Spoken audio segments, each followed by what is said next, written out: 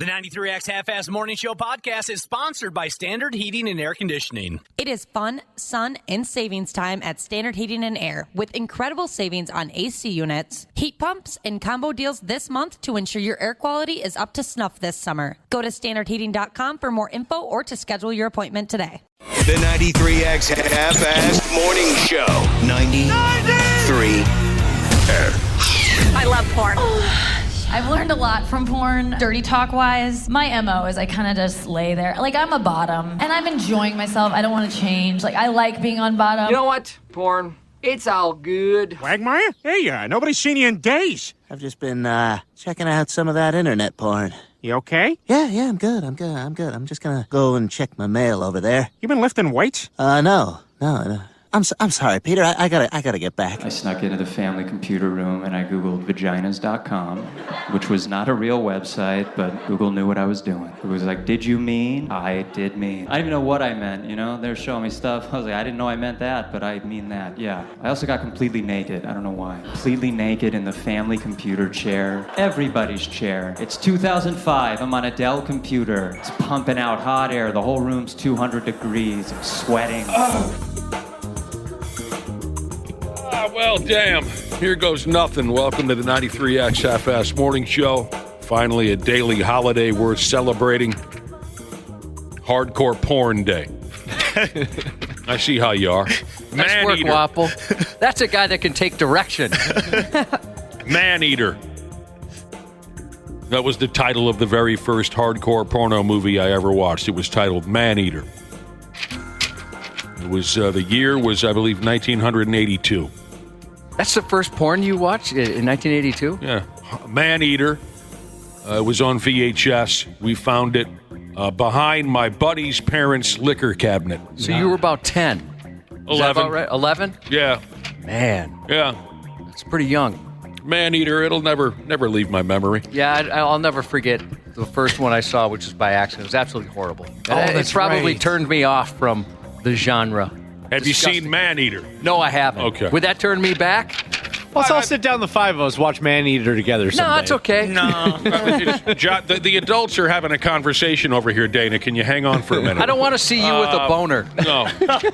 Or his boner face. Oh, that'd be even worse. That's true. I'd rather see your boner than your boner face. Does everyone have a boner face? Well, I don't know. Maybe. You know, I think I can have a hard on and none of you would know it. Oh, you think so? Oh, yeah. Well, I mean, what about like if it was not just a no reason one, like this one means something, like you're really turned on. Hell yeah, I can hide it. Oh, really? My true emotions.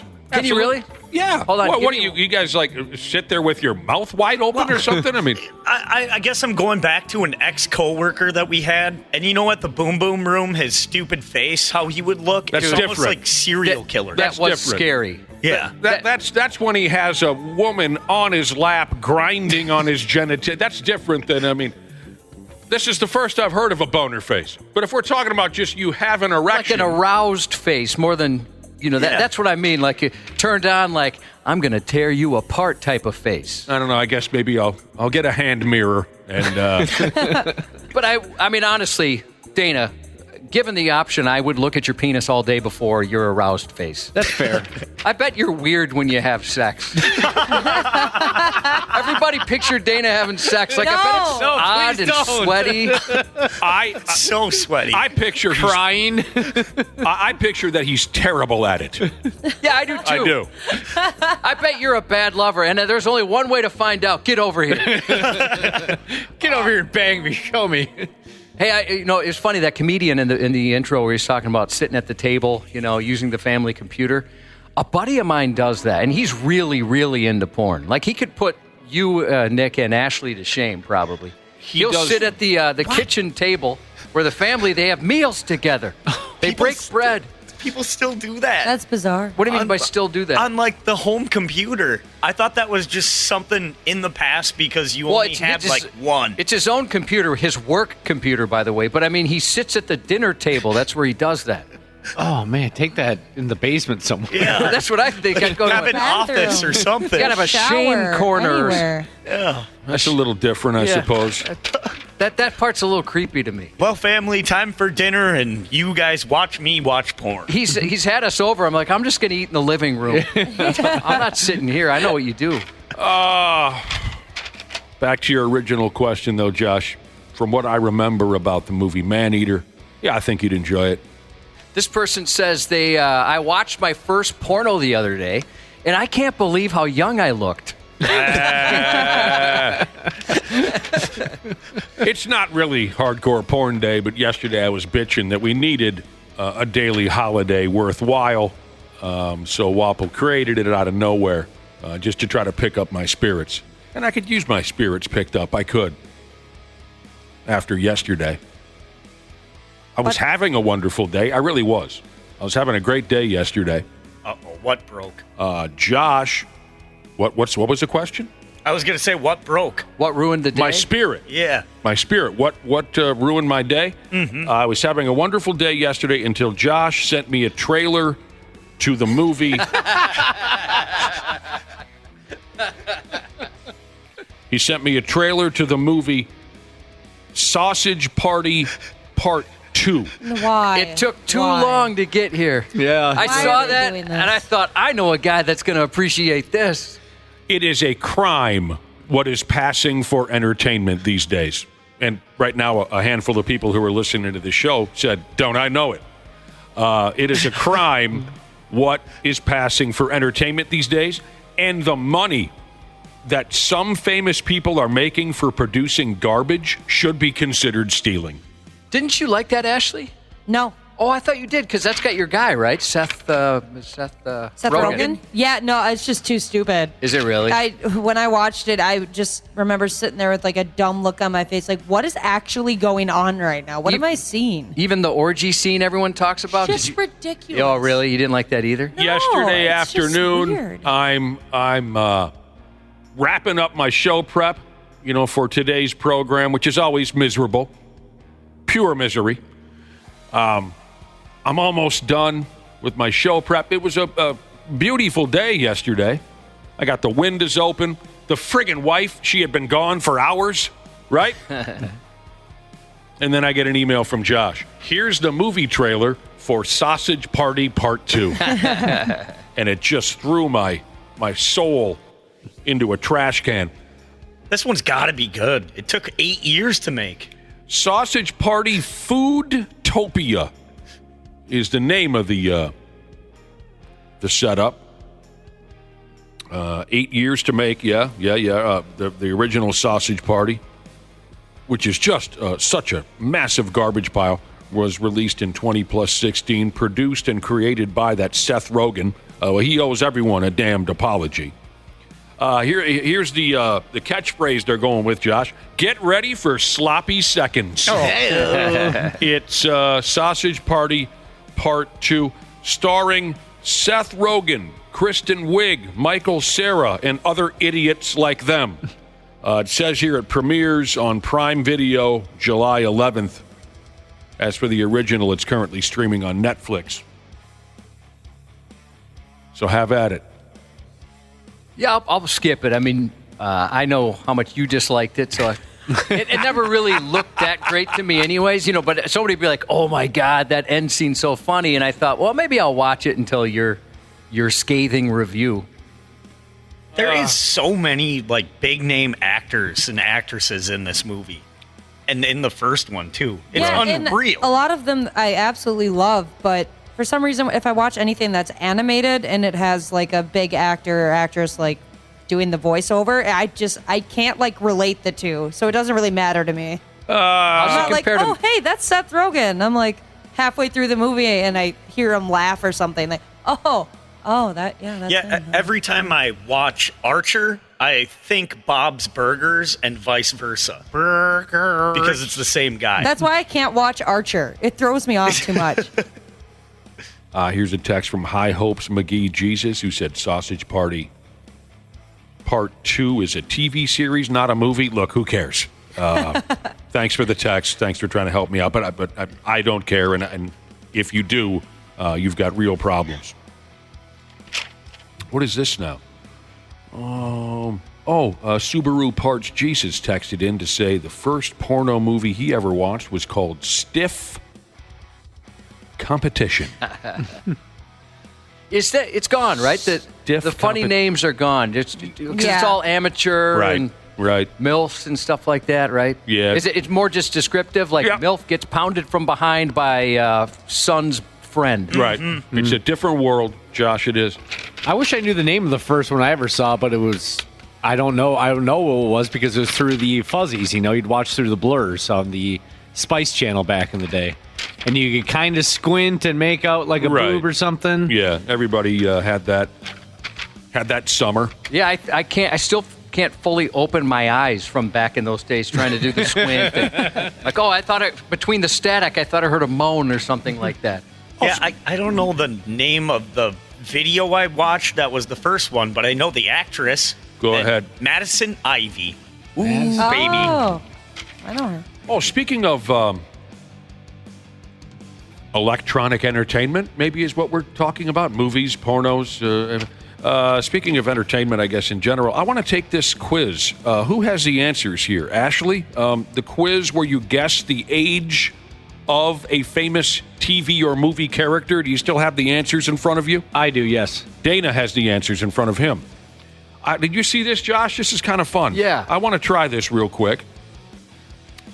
You guess the age, because sometimes it can be a little misleading. I mean, a 30-year-old television character in 1975 looks a hell of a lot different in 2024. Do you know what I mean by that? Oh, yeah. They always look older from back in the day for whatever reason. God. So how about this? Okay, Dana, I'm going to try this. One of the examples, I'm just going to hit on the ones that I'm familiar with. Sam Malone in the first season of Cheers. Okay, that was 1900 back to 1982, the year that I saw my very first porno movie, which was called Maneater. Sam Malone in the first season of Cheers. I'm going to guess, and now we're not talking about the actor. We're talking about how old was the character portrayed to be. For Sam Malone, I'm going to say 28 years old. Oh, I'm going to say 30.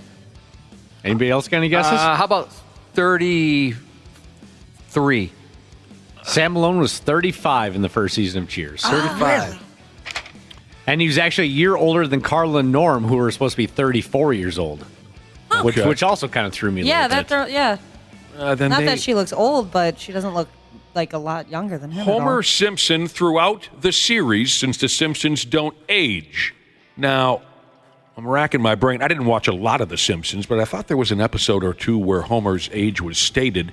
I'm going to go with 33 years old. Homer Simpson throughout the series is 33 years old. I'm going to go Price is Right rules, 34. I'm going to say 42. Yeah, I was going to go like 46. Because I think I know, I just read something the other day that Marge has been stuck in her 40s her whole life or whatever. Homer Simpson, give it to us. 39 years old. 39? Wow. Mm-hmm. What? That's crazy. He's only got 2 pieces of hair. Well, I lost my hair when I was 24. Yeah, Wapple, I'll show you pictures of my buddy Big Phil. He only had 2, as you put it, pieces of hair on his head when he was a senior in high school. Luke Skywalker from the original movie, the original Star Wars, I'm going to say he was portrayed to be 18. Oh, really? That young? Yeah. I agree with you, Nick. 18. I was going to go 16. How about 20? He was 19. 19. Wow. 19 in the New Hope. And then 19. You older folks remember the video from MTV. 19. Glenn Quagmire in Family Guy. Okay. They don't age either, do they? No. Okay. Well, then Glenn Quagmire throughout the series, I'm going to say Glenn was 35. 37. 80. 38. That'd be nuts, dude. Josh is closest. He's 61. Shut up. No, You're kidding. It's kind of a joke. They show his driver's license at one point, and they're like, wait, you're 61? He goes, yeah. And he goes, what's your secret? He goes, eat a lot of carrots, I guess? I don't know. So there really is no real answer. They're just sticking with the joke? Yeah. That sucks. This one I'm really interested in. Fonzie in the first season in Happy Days, which we were just talking about the other day, how odd it was that this older cat, befriended all the high school kids and he's dating all the high school girls. Again, the show was portrayed to be in the 50s, and it was made in the 70s. Imagine a series in 2024 when some old guy's living above the garage and hanging out with the high school kids. He'd be the biggest friggin' loser in town. Yeah. They probably wouldn't put that on TV anymore. But Arthur Fonzarelli was one cool peckerhead. Fonzie in the first season of Happy Days. It's tough because I shouldn't say Arthur Fonzarelli. Henry Winkler always looked older than his real age. Yeah, I'm going to guess younger than I actually think. Right, go ahead. What do you think Fonzie was? I'll say he's like 27. Oh, dude. Go ahead, Dana. He was 19 years old. No way. No, he wasn't. Yeah, because didn't he portray a teenager at first? Who? Fonzie. No, he didn't portray a teenager at first. What? He was 19? What? Because wasn't he like 30 when he was playing the character? Absolutely, I'm sure. So I thought he was just playing a few years younger than his age. It says he was 28. So when he started we need to know who you're talking about. When you Fonzie say, or Henry Winkler? Oh, Fonzie, yeah. Wait a minute. Dana just said the answer is 19. Oh, I'm sorry. His real life age was 28. Yes. Okay. Yes. Henry Winkler was 28. He was, I guess we learn now, portraying a 19. No way I would have guessed 19. I thought that for one sure. threw me too. My first guess was going to be 30. I thought he was way older. I was going to go 32. Were you really? Yeah. F me. A 19, come on, man. So he was almost 30 years old playing a 19-year-old? Dude, I'm going to be 32 this summer, and he looks way older than I do. Oh, yeah. It's just different back then. Yeah, Dude, definitely. Wapple, I have a 15-year-old niece who looks way older than you. You could portray a 19... absolutely. You could portray a 15-year-old in a movie. Maybe that's what I should be doing, just portraying young kids in movies. And there's nothing out of the ordinary about that. I mean, look at the list of, how old were the kids? Any movie about high school from the beginning of time until today, there's 28, 29-year-old people portraying high school kids. There's nothing new about this, but that one throws me that Fonzie was supposed to be 19. I don't know anything about this, but I'm interested. Chewbacca in Star Wars. I don't, what, he's a Wookiee? Is that what he was? I'm going to guess in the hundreds of years old. Yeah, that's what I was thinking, like 104. Yeah, I don't know. 180 years old. I'm going to go 75. Oh, you're going young. Yeah. What is it? What's Chewbacca? Chewbacca's 234 years old. What? 234. Dang, Chewbacca. How old was Yoda He then? aged well. He's still got a great head of hair on him for 234. Yeah, Yoda's got to be like 500. And does he even he's have like any 1,000. grays? No, I don't think he does. Oh, I'm going to guess, Yoda 1,000. Yeah, I don't have Yoda in front of me. I'll Google that one. Oh, though. okay. 900. What's Yoda was 900 years old. Man, he lived a life. Yeah, he's seen some things. two more I'm interested in? And again, someone put this list together. Seeing if you can guess the age of a famous TV or movie character, because it can be misleading. We explained, very common for much older actors and actresses to portray younger people. Mike Brady in the first season of The Brady Bunch. Oh, that's a good one. He was so mature, too. Oh, without a doubt, he was straighter than a Grizzlies D. Okay, so in the first season of The Brady Bunch, his oldest son, Greg, was like 12.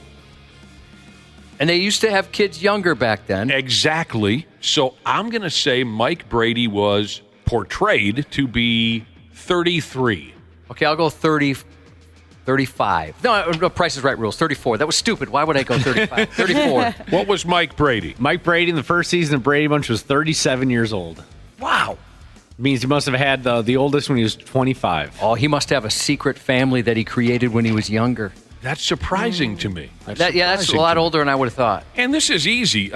Eric Cartman in the first season of South Park. I'm not a South Park junkie by any stretch of the imagination, but aren't they always in fifth grade? Fourth grade? Fourth I or forgot. fifth grade? So then you'd be 11 like or 9 12. or 10. I think he's 10. Yeah, 10 years old. No, that sounds like more like third grade to me. I was 10 years old in third grade. But anyway, I thought they were 11 or 12. Okay. That's kind of fun. I don't know if there's any, I don't know, Friends. Maybe you're interested in this one, Josh. Chandler Bing in the first season of Friends. Never saw it, by the way. I was never a huge fan. Who is which actor was Chandler Bing? Matthew Perry, right? Okay. How old was he supposed to be in season 1? Oh, he got to be like 25. 25. He nailed it, Josh.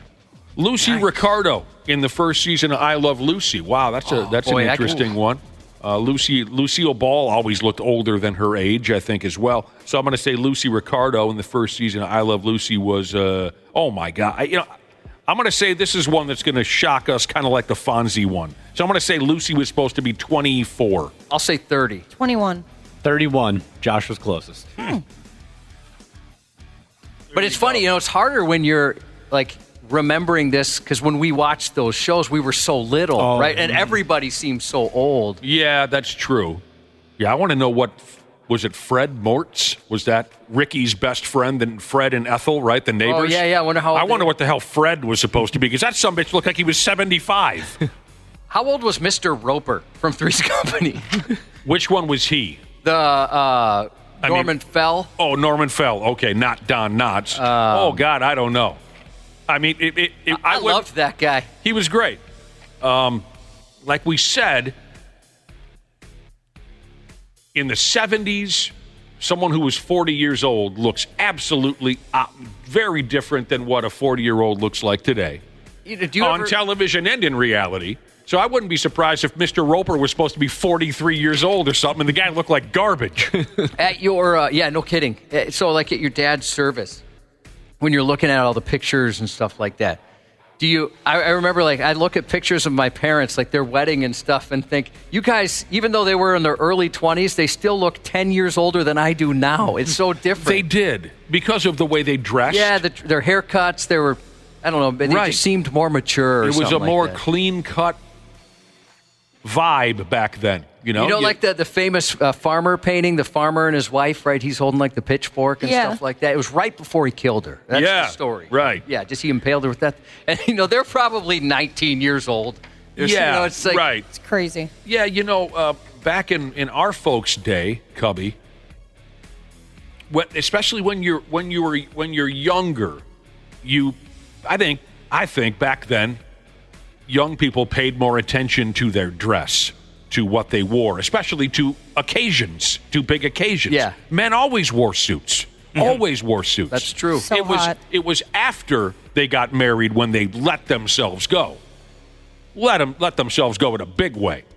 The difference, you probably saw it on my dad's picture board. The difference between his appearance when he was 21 and 31 is shocking. Because once he got married and started having kids, he said, I'm going to drink all the beer. And I don't give her, my hair fell out, who cares, That's fun. I dig that stuff. That's funny how that goes. Yeah, I used to, as you know, I used to really be into working out, right? Big time. Mm-hmm. And then as soon as my wife said yes, October of 2007, I'm canceling my gym membership. That was it. Too late now. She can't back out. Well, yeah, but look at you. It's not as if you became some big, great, fat person. No, but I'm not swole or anything. You're not doing the curling and the pressing of the weights. And by the way, I get body shamed at home. I just want you to know that. What? My Why? Your youngest, especially, he goes after me for not being very muscular or anything. Well, kick his ass. I'll beat up a kid for you, John. Well, I did yesterday. I'm like, well, let's go. I wrestle. I pinned him in about a second and a half. He wanted to arm wrestle. He thought he could take me. I got him. He's 12. Yeah, that's frustrating because you could whoop his ass. Oh, and I wiped. I didn't give him one. I gave him nothing. Like, okay, let's go. Bring it on. My brother's son, when he was a little kid, once he was looking at old pictures of my brother and I, and he said, how come Daddy, my brother, how come Daddy was so big and strong and Uncle Nick was so wimpy? That hurts. Because I was a skinny kid, and my brother was into all that, pressing weights and all that nonsense and taking steroids. And the kid says, yeah, how come Daddy was so big and strong and Uncle Nick was so wimpy? And I said, how about I beat your ass? I said, I'll show you wimpy. And he didn't get it. He's crying. He ran away. Yeah, he was saying, saying I'm too skinny or something like that. I'm like, I could still kick your butt. Exactly. And I'm like, who's talking, by the way? Right. That kid, there's nothing to him. Right. And, kids, they'll hurt you.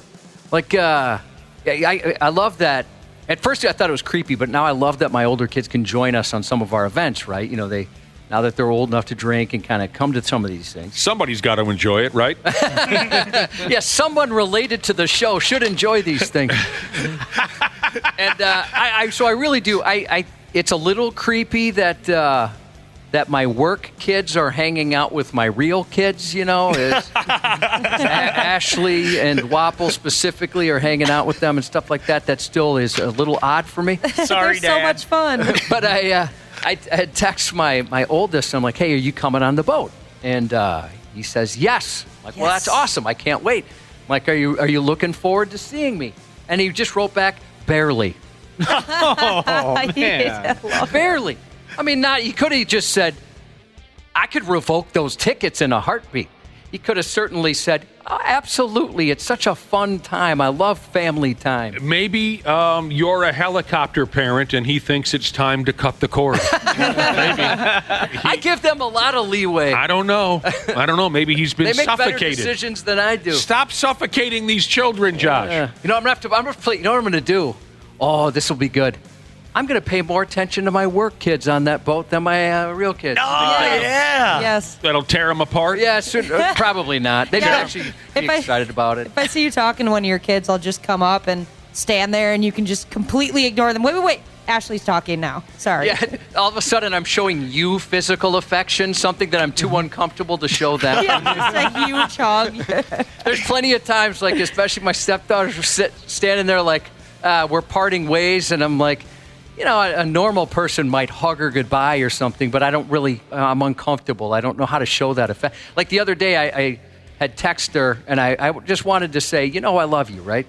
And so I wrote, I love, and then eventually I wrote loathe, and I couldn't put love. Yeah. I'll give your stepdaughter a hug, I'll tell you that. You son of a bitch.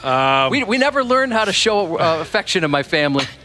It's either none or awkward.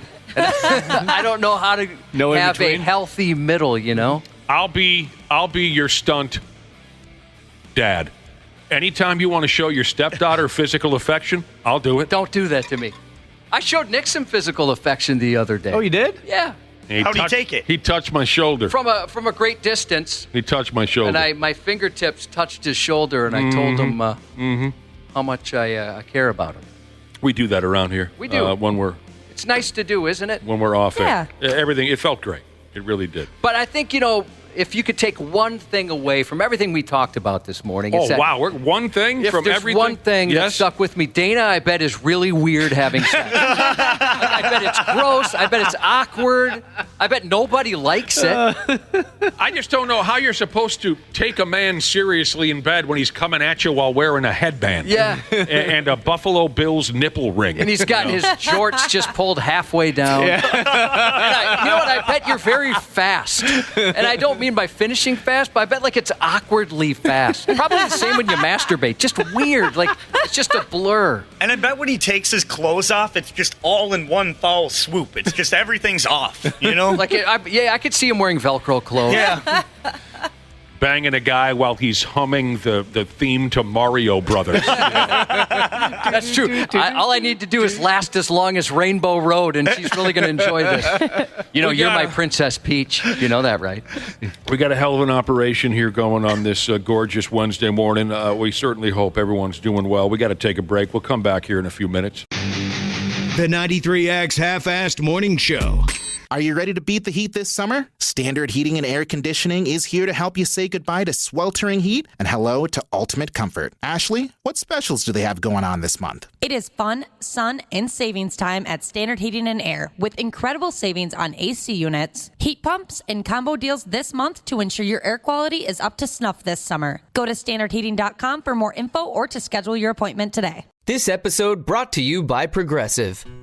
Whether you're driving, cooking, or doing laundry, Progressive knows the podcasts you listen to go best when they're bundled with another activity. Much like how their Progressive home and auto policies go best when they're bundled. Having these two policies together makes taking care of your insurance easier and could help you save too. Customers who save by switching their home and car insurance to Progressive save over $775 on average. That's a whole lot of savings and protection for your favorite podcast listening activities, like going on a road trip, cooking dinner, and even hitting the home gym. Yep, your home and your car are even easier to protect when you bundle your insurance together. Find your perfect combo. Get a home and car insurance quote at Progressive.com today. Progressive Casualty Insurance Company and Affiliates. National average 12-month savings of $779 by new customers surveyed who saved with Progressive between June 2022 and May 2023. Potential savings will vary. Not available in all states. Stupid news on the Half-Assed Morning Show. Oh. Here's a fun place to start, I think.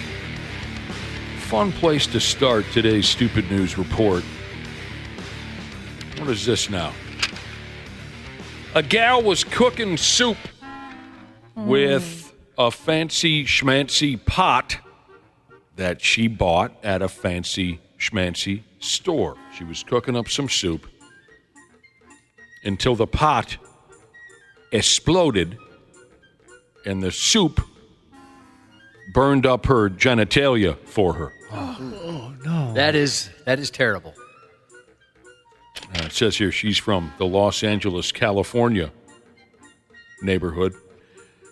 A $200 pot that she bought from a joint called the Museum of Modern Arts Design Store. Wow. It's not where I get my pots from, no. No, me either. I thought if you, Target's got a pretty good collection. She spent $200 at the Museum of Modern Arts Design Store.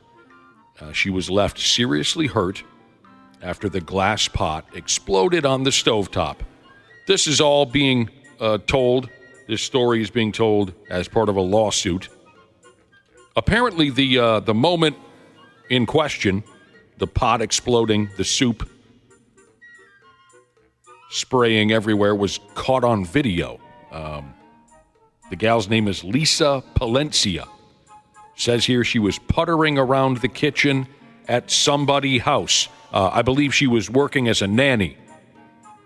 So someone help me out with this. Why is she recording herself while making the soup? Does that sound shady to anybody?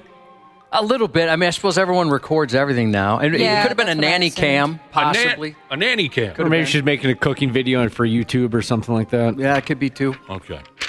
Since it burned the genitals, I'd imagine this is clam chowder, right? Or at least maybe it didn't start that way. It became that. Okay, I guess I forget that people have. I haven't played the camera game yet, but sure, she could have. It could be a security camera. Anyway, she's working as a nanny. She's cooking up some soup. She grabs some pot holders and goes to lift the handles of the pot. The bottom gave way, and piping hot soup hit her in the cooter. That's so bad. Yeah, That'd be awful. It's not where you want the hot soup. She can be heard shrieking in pain if you watch the video. She said in court, scalding liquid and glass landed onto my genitalia, stomach, and legs, leaving her with massive burns and permanent scars. She says the folks over there at the Museum of Modern Arts Design Store did not adequately warn consumers that the pot is defective and can crack and splash your gear with lava-hot comfort foods. And she says she'll need a 6-figure reconstructive surgery on her, as Josh calls it, her bikini area. Dang.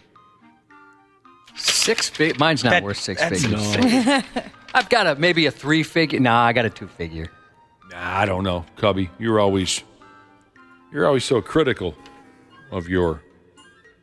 Well, it's not just me. A lot of people are critical of it. Is that right? Yeah. I'm just one of many. What do you guys think of a lentil soup?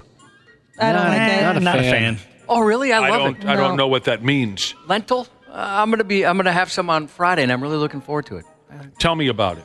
I want to. That's when I was driving into work this morning. I said to myself, God help us, I hope we can have a conversation on our favorite soups. Are you serious? Yes. That's weird. Yeah. Okay. You were thinking the same thing? Yeah, well, I was hoping it would come up, and here it is. Like, I wanted to talk to somebody about it. Do you want to? Do you need to get this off your chest? Maybe I need to hear it. What is a lentil soup? I think you'd like a lentil soup, but do you like a pea soup, a nice split pea soup or something like that? Not really.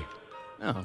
I guess you're alone. Yeah, you literally just Josh. named like the 2 soups I don't go near. I mean, Cubby, if you put it in front of me and I was hungry, I would very likely windmill it into my arrogant yap. But I don't sit around and say, Jesus balls, it's been a long time since I've had some split pea soup. Oh, I really enjoy it. And this sucks because my plan was to cover this for the rest of the show, and now Right. we're screwed. We got I got shut you 2.5 down. hours more to go. I want to know how you have like soup plans for Friday. I was also curious about that. Well, there is a lovely buffet that a restaurant by me has, and my brother-in-law and I are going to.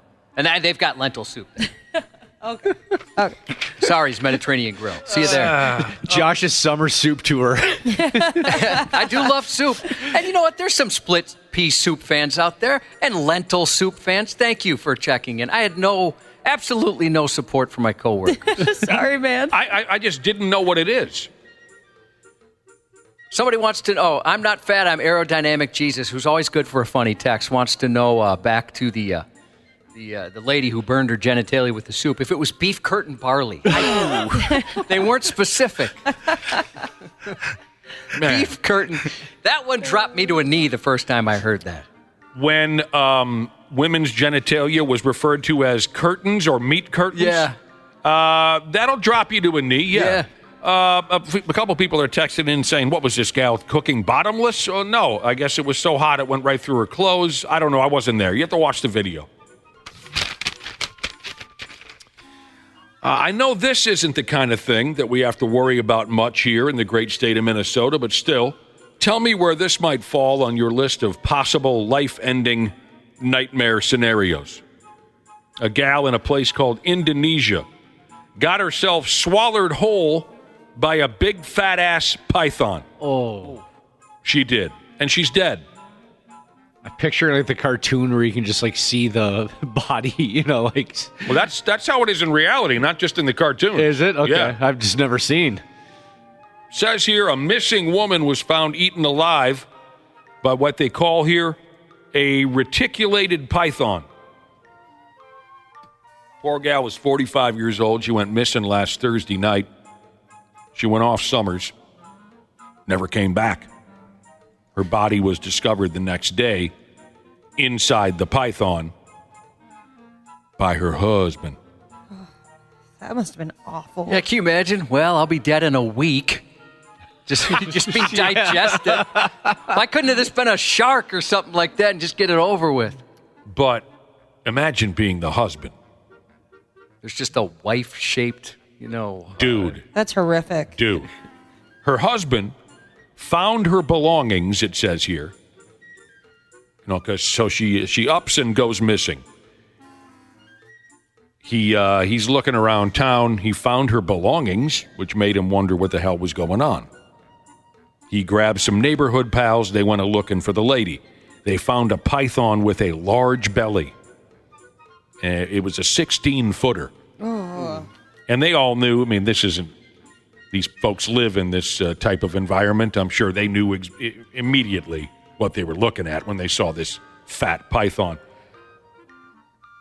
Now, the story here leads me to believe that there's a video of the python being carved open and the lady's body sliding out onto the floor. Yuck. Oh. No thanks. I think I'll stick with the chive.com hump day pictures. I think I'll stick to... That's what the story leads me to believe. Someone videotaped this. They cut open the python's stomach. As soon as they did, the lady's head was visible. I'm still confused how something like this can happen. Do they eat fast? No. Because I thought I've seen videos of them and it takes a while. So the snake must have got her like head first then. Well, it's a python, so they wrap around you and they keep That's so true. you can't move at all. That's true. I forgot about that. I just imagined a snake going up to her and just like, nah, yum, yum, yum. Like, that's a head. Yeah. She was fully clothed inside the snaky snake. And the poor husband, this poor guy, he is not well. I can't even imagine. He's blaming himself. It's just a terrible thing. Trying to be empathetic and put yourself in that spot, seeing that. Of course, I'd think, better her than me, but this is terrible. This is absolutely awful watching something like that.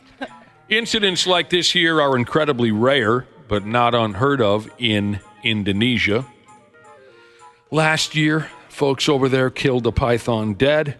That one was a 26-foot-long sumbitch.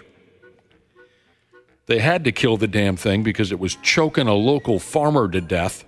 It had the guy about half-eaten before anybody noticed. A 54-year-old woman was found dead inside the guts of a 23-foot-long python last year, too. That's a hell of a way to die. If they get a hold of you and there's no one there to help, it's a slow, awful... that python allows you to think about it for a while. Yeah. Which I would rather it did not give me that opportunity. Yep, absolutely. But it allows you to think, and you're going to holler your ass off. The reticulated python is considered the world's longest snake. Its natural diet is usually rodents. Larger snakes have been known to eat pigs and monkeys. Whoa. But every once in a while, they get a hold of one of us humans. They're not picky. The craziest video I've ever seen of a python was when they ate a deer. It's just insane what they can do. Have you seen a python eat an alligator? That is nuts. You know what I'd love to see? A python eat some soup, like a nice lentil soup. You gotta salt it, though. Make sure you put some salt in that thing. Can you imagine day-to-day life where this is a possibility? I mean, again, they said it's rare, but day-to-day life, you're walking from your house to the neighborhood liquor store. I got my wallet, I got my keys. I'll watch for traffic, and you also have to think in the back of your mind, look out for 23-foot pythons. You know, it's funny you say that because I every once in a while I watch On Patrol Live, right? And so they're following cops around the country. And when they're in Florida and stuff, like they'll, some of the cops are like, well, I'm not going to cross that little creek. There could be gators in there. You know, stuff you don't think about around here. Mm-hmm. One time I went down to Florida. I was hanging out with my buddy, and we went disc golfing. And he said, do not go into the trees to retrieve your disc because there could be a bunch of poisonous snakes or, stuff like that could get you. You went disc golfing in Florida? Was Nick there, too? Because that sounds like right up his alley. Florida and disc golfing? Yeah. Evil Garbage Man Jesus said, is there a contest that could send my ex-wife to Indonesia? You know, maybe a snake farm? You win.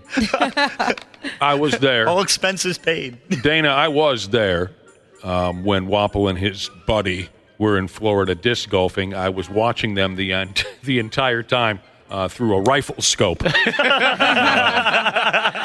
I held off because the two of them just looked so pathetic. You just felt bad for him. We had no idea he was doing it because, everyone has guns and scopes in Florida. That's true. What about this now? As far as your all-time rankings of terrible ways to turn up dead. In a place called Phippsburg, Maine. A lady who was walking on the beach with her husband. She dropped, it only took a split second. She dropped areolas deep into quicksand. How do you say that? Quicksand? Quicksand. Or was it areolas you wanted to know? Yeah, he nailed areolas. Yeah. But quicksand. So, quicksand I always thought was just something that when we were kids, Nick, in the 80s, that was in a lot of television shows. Look out for the quicksand. It was. Or video games, too. I thought video games. I thought I was going to have to deal with it a lot more than I have in my life. That's for sure. That and the Bermuda Triangle. Two things that never really factored in my life, but I was terrified of as a child. Oh, I was really scared of quicksand. She thought she was a goner. Down she went into a pit of quicksand. She screamed to her husband, I can't get out. She couldn't feel the bottom with her feet. She thought she was sinking to her death. Her husband decided, all right, fine, I'll save her. And he did. Pulled her loose from the heavy, wet sand pile, and the both of them were trying to figure out, what the F just happened. And here's the deal. It turns out that quicksand, known as supersaturated sand, is a real thing all around the world, even in Maine, not just in jungle movies and on Gilligan's Island. a dude called Jim Britt. Hey, good morning, Britt. Hey, Britt. Roll call. Britt. Roll call. Britt. A dude called Jim Britt. He's a spokesperson for the Maine Department of Agriculture Conservation. That's not it. Agriculture, Conservation, and Forestry. He's like one of those guys. He had to straighten folks out on this. He said the reality with this super saturated sand is you're not going to go under. People who are caught in super saturated sand remain buoyant, allowing them to float and wiggle themselves to safety. Yeah, I thought you get in trouble if you freak out, right? Yeah. If you start to panic. At least that's what I learned on like different shows that deal with a lot of quicksand. Can't think of one. But. Josh watches a lot of quicksand-related programming. Dana's thinking of Super Mario 64 right now. Yeah. Beep. Xfinity, show me shows with quicksand. And the list is endless. Oh, yeah. Yes. Like, Where do you even start? Word is some heavy rains in the area led to wet sands on the beach. There are signs posted warning folks, but apparently this couple was too dumb to notice. So there you go. If you end up next, chances are you're going to make it. If you're the next sumbitch to fall into a pit of wet sand, odds are you're going to make it out of there. One of the best stories I ever heard about a golf course. It's only natural that most stories that come from a golf course are boring, pointless.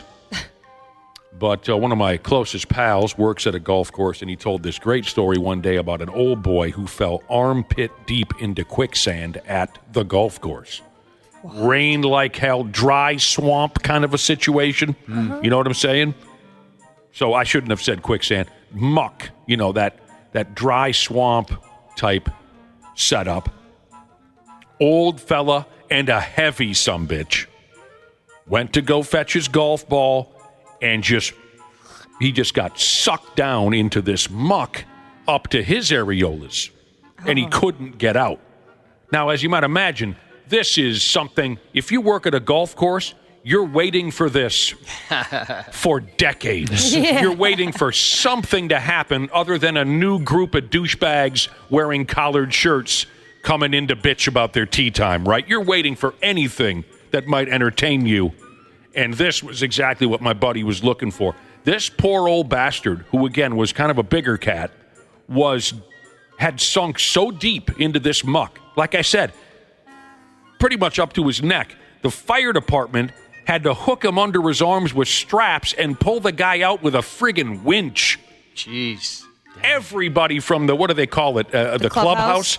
Everyone from the clubhouse abandoned their post to go watch this happen. Oh, that would be so exciting to roll up on a hole and you're like, what's going on over there? Is that guy stuck? And this poor old guy, I mean, he felt like he was so embarrassed and like, get out of here, quit staring at me. Yeah. And there was just rows of people there pointing and laughing at him. Did they still make him play his ball, or did they say, all right, we'll spot you this morning? I think, honestly, but it took a while. Like, by the time they got this guy out of there, he was starving.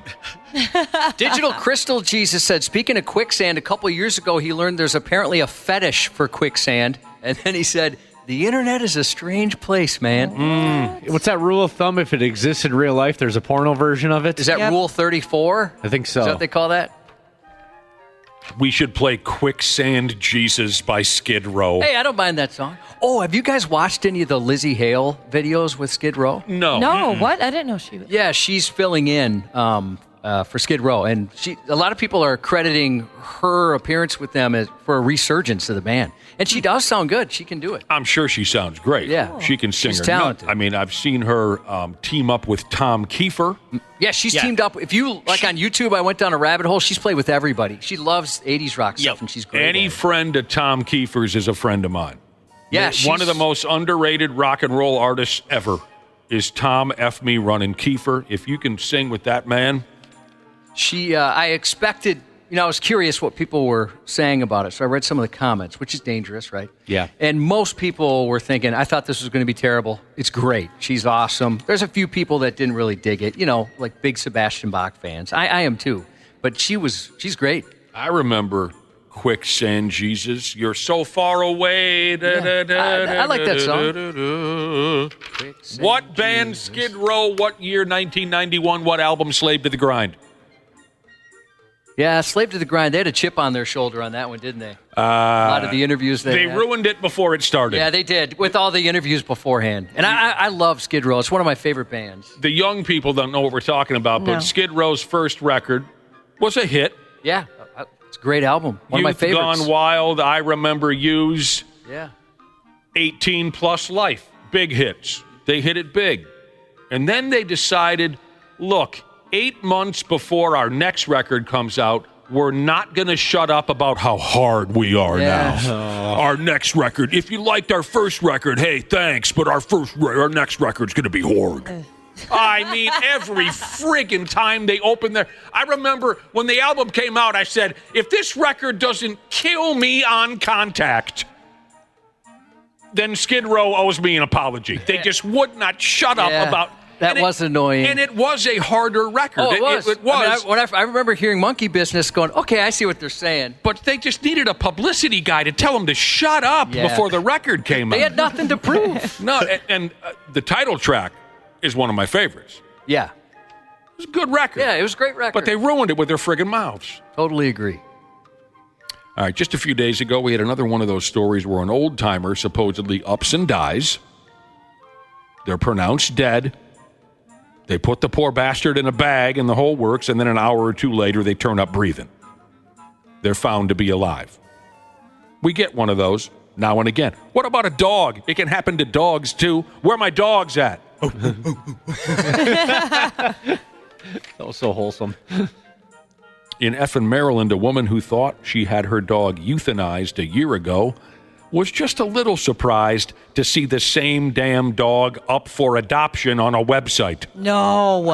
Ashley, you'd kill someone. I would kill everybody. Now she wants to know what the living hell happened, and she wants her stupid dog back. She goes by the name of Christy Pereira. Doesn't matter, I'll just call her Christy. She goes by the name of Christy. She says she adopted a dog in December of 2022. She named him Bo. She says... Hey, Bo Cephas. She says she loved him. Of course. It's a member of the family. He was just a little puppy. Yeah. What happened to him? Well, he pissed her off. What do you think I'm here for, Ashley? I mean, my gosh, like he's only 2 years old. Jeez, what you doing to the puppy? He made some mistakes. He had it coming. That angers me. I'm going to get there. Well, hurry up. 2 months after she adopted him, Bo started to act a little iffy. A vet said that he may have a neurological condition, like Ashley. I thought you were going to say like my dog. I was like, yeah, true. I have a I don't know your neurological dog's condition. You have it? Yes, you do. I do. Yes, you do. You have? I have epilepsy. Yeah. Didn't you get... Wild rumors always spread around. But didn't you catch it from a toilet seat? I did. Yeah. In this building. Lawsuit is pending. Where my dog's at? Thank you. Bo started acting funny. The vet said it might have a neurological condition. This and that was done to help Bo, but he didn't get any better. Christy made the difficult decision to take him to a place called the Montgomery County Animal Services to put Bo down skis. It's always tough. Now, it's their policy over at that joint that owners may not be present in the room during euthanasia. Oh, heck no. I wouldn't go there then. That's so stupid and messed up. I'd like the ability. Take it easy.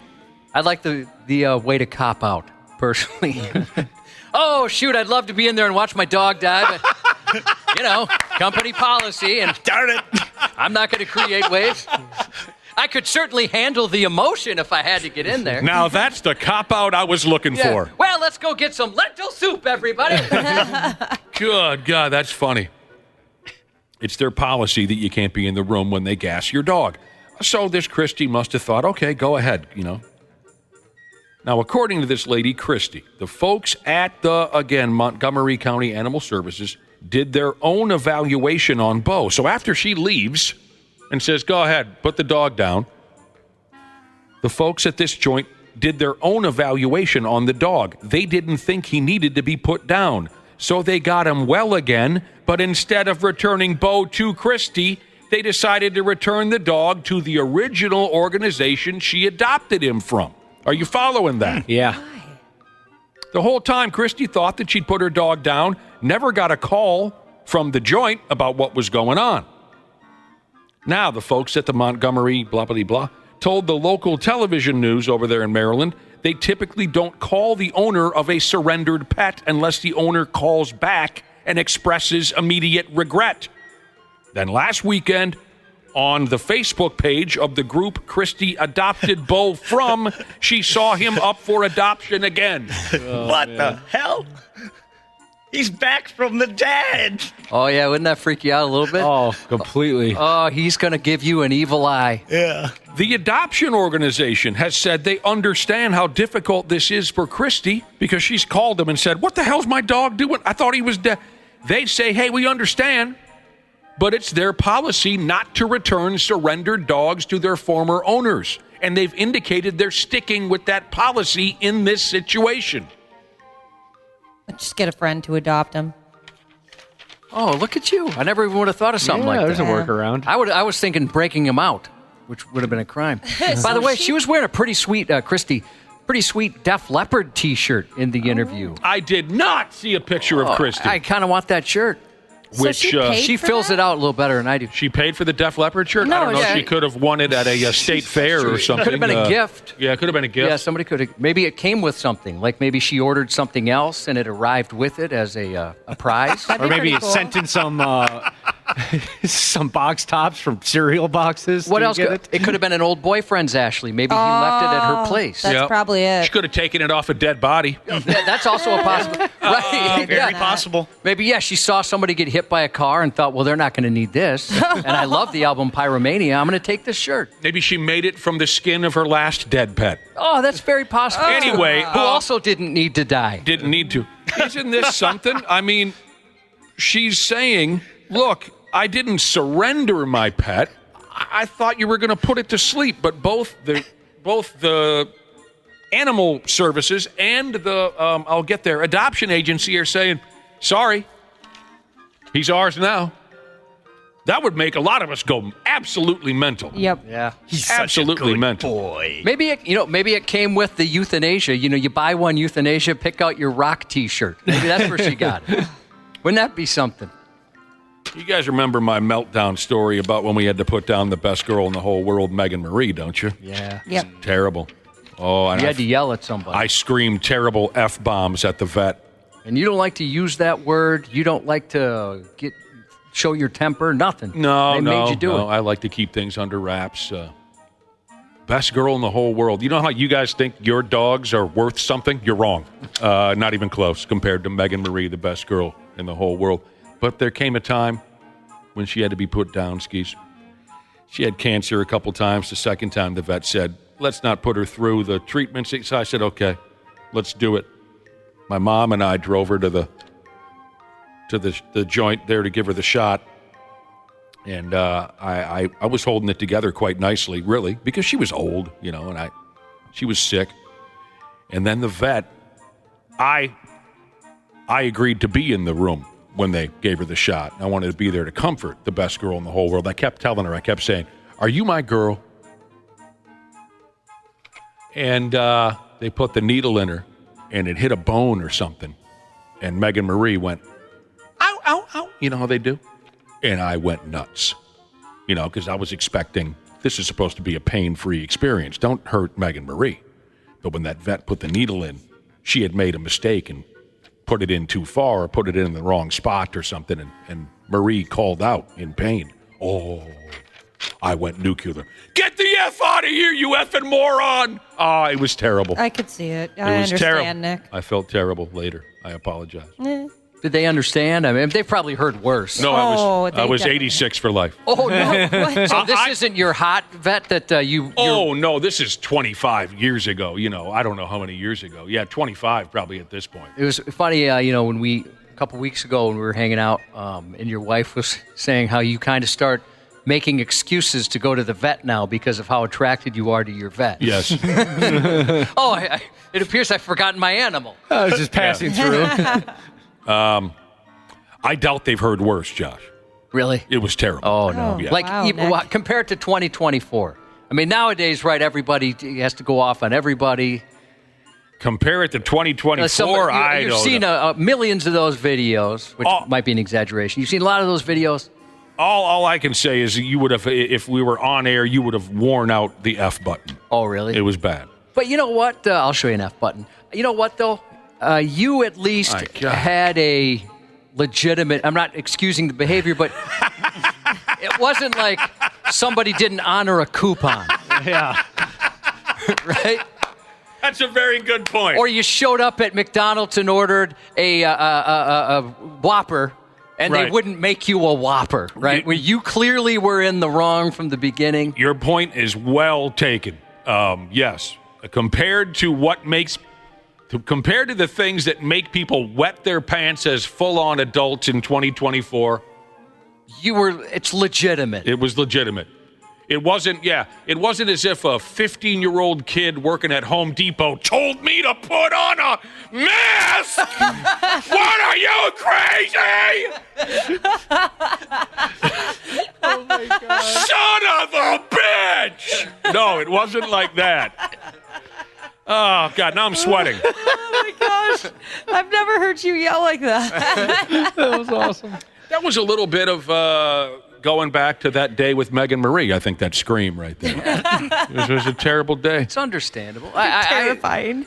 Then 6 months later, I saw her walking down the sidewalk. No. I did. Weird. Yes. I had an incident similar to that where a lady was driving very irresponsibly through a Target parking lot and almost took out my wife and my 2 older kids. Oh, my God. And I said a mean thing loudly to her, something hurtful. And I yelled it, and I'm sorry, but I used the F word. It was instantaneous. I thought they were going to die. I was really angry. And I saw the look on her face. And what I said, like I didn't use the C word or anything, but what I said was insulting. And I could tell it affected her. So I did feel kind of bad. And then I thought, I could have handled that better. Yeah. So I go to my kids. I don't know, they're maybe 10 and 7 at the time. And I'm like, hey, I explained the situation. There was a lot of emotion. I was scared. And I said that, and I shouldn't have said that. And they're like, are you kidding me? That was awesome. I thought, boy, I really screwed up in this moment. Nah. But, that's something to this day. They thought, hey, maybe he is kind of cool at times.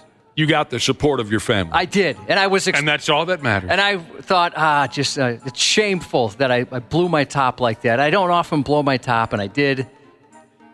But yeah, it was... I still do think of her face and think I probably didn't need to comment on her appearance. I think you needed to, Josh, because now she probably won't, almost kill a family. These things happen, yeah. She'll think about that. You taught her a lesson. Sometimes lessons need to be taught. I need a Sucrets or something. Did you hurt your throat? And we'll be back with sports here in a minute, yes. It's Wapple here with your video game update. If you're a fan of the Assassin's Creed franchise or Ghost of Tsushima, I've got exciting news for you. The newest game in the Assassin's Creed franchise, Shadows, just released a gameplay trailer on Monday, and there will be 2 characters to play, a samurai and a ninja. The samurai looks like a giant kicking ass, and the ninja, well, he's in the shadows. Huh? That's the name of the game. Many people said they weren't going to play this game because Ghost of Tsushima was such a great game, it couldn't be topped. At least in Assassin's Creed, you won't be bitched at by your ghost dad. Assassin's Creed Shadows is expected to be released November 12th, just before Christmas. Skate is making a comeback to consoles, and it will be a live service, free-to-play title. Essentially, that means it won't be pay to win, it won't have paid loot boxes, and now part of the map will not be locked behind a paywall, according to the developer Full Circle. You might remember that Skate games used the Flick It system to perform moves which emulated controlling the feet of a skateboarder. This helped Skate differentiate from other skateboarding video game titles at the time. The Flick It system will still be in place, but they'll also have an option to use buttons so new players can join in on the fun. The button controls are supposed to mimic Street Fighter 6, so you don't need to memorize specific inputs. The soundtrack for the game is even rumored to be able to change after a few months, so you won't be listening to the same songs over and over again, getting sick of it. That's all I have for you this week. Stay tuned next Wednesday for more video game updates. Sports. on the 93X Half-Assed Morning Show. I'm gonna do, what is it, a half marathon? How long is that shit? Like 13 miles? I'm 14 drinks in tonight. I'm hammered. Still buzzed? Oh, yeah. I was on one last night for sure. You're shaking in your boots. You guys are done. You haven't taken a break? No, nothing. No breaks. Just beer and brownies. How much beer have you got? I'm having 3 beers. The haters are pissed. For 14 beers and 5 hours of sleep, I doubt anyone could do it better. What are the odds you do another one? 1 out of 10. 3, 2, 1, 5.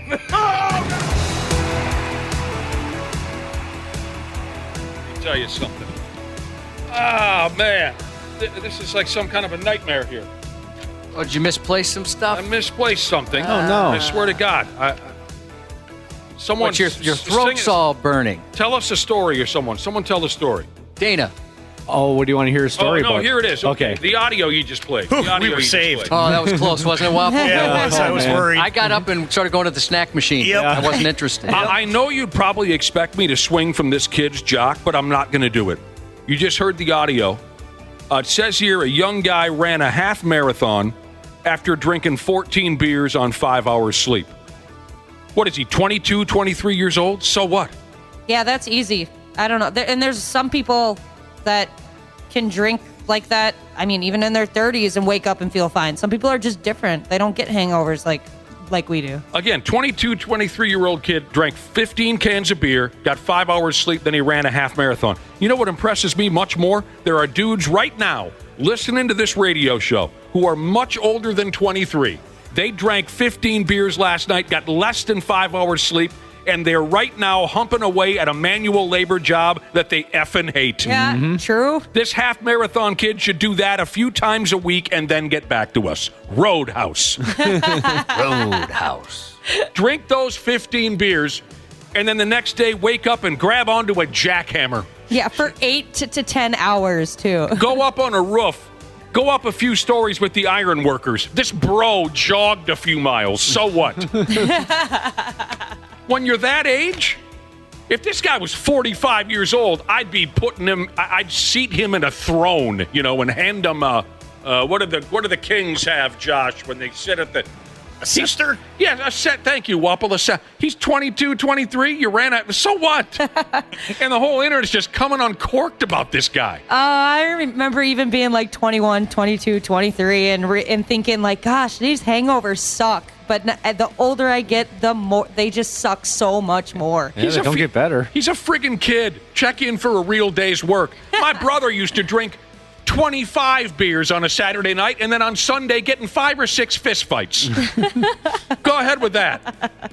The whole time I was picturing that young man listening to this, and then his body language dramatically changed. Yeah. He went from proud to, well, yeah, okay, yeah, I know, I can't do any of that. Kind of see the soul leaving his body. Yeah, a little bit. And then even his friends turning against him. Yeah, you once they were suck. slowly walking away. I mean, it just it aggravates me because so many websites just pounce on stuff like this, and it's labeled as epic. And no.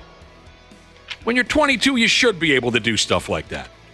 All right, I think a lot of Twins fans were hoping for a sweep in this year Colorado series. It ain't going to happen. They lost last night by a final of 5-4. We can tell you all about it. Oh, my God, look at the time. We'll tell you all about it when the other guy and the soon-to-be retired guy join us here in a little while. NBA Finals, Game 3 is tonight in Texas. We got to take a break. Josh's news is coming up. The 93X Half-Assed Morning Show. Are you ready to beat the heat this summer? Standard Heating and Air Conditioning is here to help you say goodbye to sweltering heat and hello to ultimate comfort. Ashley, what specials do they have going on this month? It is fun, sun, and savings time at Standard Heating and Air with incredible savings on AC units, heat pumps, and combo deals this month to ensure your air quality is up to snuff this summer. Go to standardheating.com for more info or to schedule your appointment today. The Ed Milet Show showcases the greatest peak performers sharing their journey, knowledge, and thought leadership. The more you just kind of play with your ability to visualize, the more it becomes a muscle. It'll serve you. But I'm telling you, life is a whole lot better when you focus on what's going on inside of you as opposed to what's going on around you. And the more we just get internal, we begin to take some measure of control over the mental images we're feeding ourselves, the more we can produce a result that's in congruence with our goals. The Ed Milet Show is available on YouTube or wherever you listen. Half-Assed Morning Show. 93X. He's shooting at us. I copy shooting at you? Correct. He pointed the gun and shot up at us. He's walking back to his vehicle now. A man was arrested after repeatedly firing shots at an Orange County Sheriff's Department helicopter because his birthday party ended acrimoniously. 39-year-old. What does acrimoniously mean? It was a little bitter. Oh, no. Ended on a sour note, and he couldn't handle it. It was his birthday party. He expected more, you know. And he took it out on the local police helicopter. He did. He tried to bring it down. Okay. All right. Bring that sumbitch down. Yeah. He did. 39-year-old Justin Jennings and his family were celebrating his birthday when he became enraged. As his drunken outburst escalated, family members and attendants left the home. Yeah, let's get the hell out of here before something cuts loose, right? Yeah. You ever been to that kind of party? Look, let's get the hell out of here. Heck yeah. You see where it's headed. You know it's coming. There's somewhere I get to the front door and go, let's go somewhere else. I think there's a lentil soup sale at Zupas. After most left, Jennings removed a rifle from his gun safe and fired an entire magazine worth of ammunition inside. This reportedly caused the rest of the family to leave the home at that point. Some members reported the incident to law enforcement. The deputies and a sheriff's department helicopter responded to the scene. Jennings then went to the home's second story and began shooting a rifle upwards in the sky, firing only when the helicopter was visible to him, trying to bring the chopper down. It's very concerning. We have 2 small kids in the house that were actually outside in front of our house throwing the trash. Get down on the floor. I brought them in and I put them down on the floor and I told them I think they were shots. Police say the shooting continued intermittently for at least 20 minutes. I mean, you got to be a maniac. Oh, yeah. You just, again, because his birthday party didn't go his way. He eventually exited the home and surrendered after speaking with the deputy. I bet that guy is forced to masturbate a lot. Like it's his only option? Yes. Yeah. Oh. I bet he masturbates way more than usual. Yeah. Maybe that's what the argument was about. Maybe that's what started. It could be. We haven't even gotten to the piñata yet, and you're already masturbating? It was a birthday party / masturbation intervention. Things can go to heck in a hurry when getting behind the wheel intoxicated, as a drunken Orlando man discovered yesterday morning after crashing into another vehicle, which, unfortunately for him, was a police cruiser with a cop inside and everything. 21-year-old Jose Enriquez Hernandez Gonzalez was in a pickup driving in the wrong lane of traffic, 1:35 a.m. He slammed into a Davenport police cruiser and drove off. Once cops pulled him over, Hernandez Gonzalez told police he knew he struck something hard, but didn't stop because he didn't know what he hit. He also admitted he'd been drinking at a family party. He was over the limit on drinks and names. Yeah, a lot of names, I know. Yeah. Perhaps even worse. In this case, it was the cops driving drunk, and this time in a squad car even. An officer with the Albuquerque Police Department's been placed on administrative leave after he was arrested by New Mexico State Police for DWI. Officer Jordan Hernandez was arrested around midnight yesterday after state police spotted him speeding in his patrol vehicle. He was arrested on a charge of DWI following their investigation. Where was he going? I don't know. They don't expect something like that, I don't think. Where was he coming from? Good question. What time of day was this? 1:35 in the morning. I can answer that one. Give us all the details you have. That's it. That's all I got. Good news. You know, that's enough. That's going to be enough for me. Is that all you need? Yeah. I could follow up. No. Make a couple phone calls. Good news for teachers in California who like to get lit at work. Turns out you can legally teach drunk. A Sutter County second grade teacher was arrested for DUI and child endangerment many months ago, but she's not going to face any charges. Wendy Munson was arrested in October after a staff member at her elementary school reported they believe she was teaching class drunk. Investigators said Munson's blood alcohol content level 2 times the legal limit. My daughter did believe that she was drinking something in the classroom, putting it inside of an energy drink can that she shouldn't have. I went and spoke with her. I could smell alcohol in her breath. It's not illegal to teach drunk, said Sutter County District Attorney Jennifer Dupree. Dupree said they spent months investigating the case but couldn't file any criminal charges. We tried because I don't like the conduct. It's not acceptable, but unfortunately, it was not criminal. At the start of the investigation, it was believed the second grade teacher drove to school drunk, but their office was unable to prove that. I certainly don't support anyone teaching children drunk, but I can't charge them criminally. I don't know if this is a coincidence or not, but my fiance, who's an elementary school teacher, just texted me about the idea of moving to California. That's not a coincidence. Yeah. And by the way, I read the rest of that text. She's leaving you here. So the reason why this gal isn't in trouble is just a glitch because the law hadn't been written up yet? So originally they charged her saying, hey, look at you, drunkie. You must have drove drunk to school, right? And they thought, we can charge you also for being, like, endangering children for being drunk, and you're in charge. But it turns out right. They can't prove that she drove to school. Can't prove it. So she might have got drunk while in class against second graders. And they're saying there's really nothing there's no charges we can bring against her that are going to stick. Oh, a bunch of second graders all day. I get it. I get why she needs the booze, but you can't do that. Look at it this way. At least I can only speak from my experience. So what do teachers do? They teach lessons in class. A lot of the life lessons that I learned as a child from my parents, they were likely drunk when they taught it to me. You see what I'm saying? Sure. They were likely drunk when they gave me some of the advice that I still use today. So what's the difference? Yeah, son, here's how you can operate when you're half in the bag. You learn how to do different things when you're half drunk. After 50 years of tradition, Rice University in Texas is permanently canceling the annual Night of Decadence underwear-themed party. This is months after the latest celebration led to 7 students being hospitalized for intoxication, 24 others medically treated on campus. Our tenure has exposed us to the harsher realities of this event, compelling us to reassess its place within our college community, a statement from the dean read. Big words, you can tell it's a college scene. You know what I'm saying? I'm sure they did their best. Normal folks don't talk like that. We have observed a disturbing, reoccurring phenomenon. Large numbers of hospital transports due to excessive hard alcohol consumption, flouting the university's alcohol policy. See what I mean? We get it, dude. You work at a college.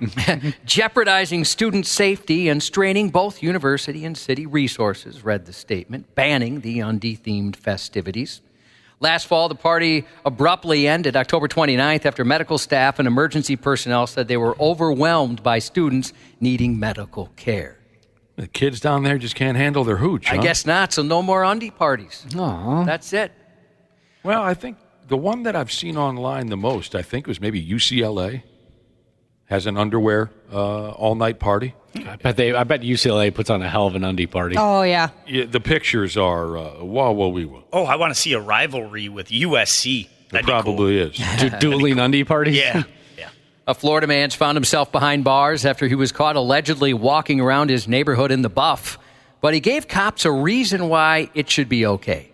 73-year-old Rolf Brown, 73, was arrested and charged with exposure of sexual organs and resisting arrest after the incident, which unfolded at the Recreation Plantation RV Resort in Lady Lake Sunday afternoon. Shortly before 1:30 p.m., police responded to the RV park in reference to a male walking the road naked. A couple of witnesses said a man, later identified as Braun, was walking around the front of his RV lot completely nude, his septuagenarian scrotum festooned with elegant silvery pubes blowing in the wind. God help us, I'm going to throw up. What? An officer made contact with Braun at his camper. He answered the door wearing a T-shirt as shorts, with his genitals exposed through the neck hole. I gotta try to piece that together in my head. Yeah, put his legs through the arms. So is he insane or was he absolutely annihilated drunk? It doesn't say if he was drunk or not. But he said during his arrest that it should be fine because there's nude beaches in Florida, so he can be nude in his neighborhood whenever he wants. That makes sense. Guy goes by the name of Rolf, huh? Rolf. That's kind of a cool name. Ah, man. He's wearing a T-shirt for shorts. Yep, that's what he was doing. I've never tried that. It's a hell of a look. You ever tried that, Josh? No, but I bet it's very freeing. Ball's just hanging there. Yeah, nice breeze. Festooned. A Little Falls woman was hurt after trying to walk her dog while she was riding in the back of a moving pickup over the weekend.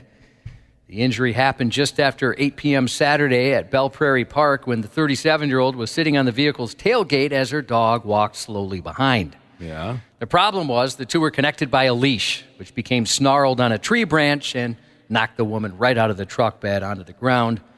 Apparently, she suffered some injuries, and an ambulance had to arrive. Ooh. Lucky you didn't pull your dog's head right off of his body. Yeah.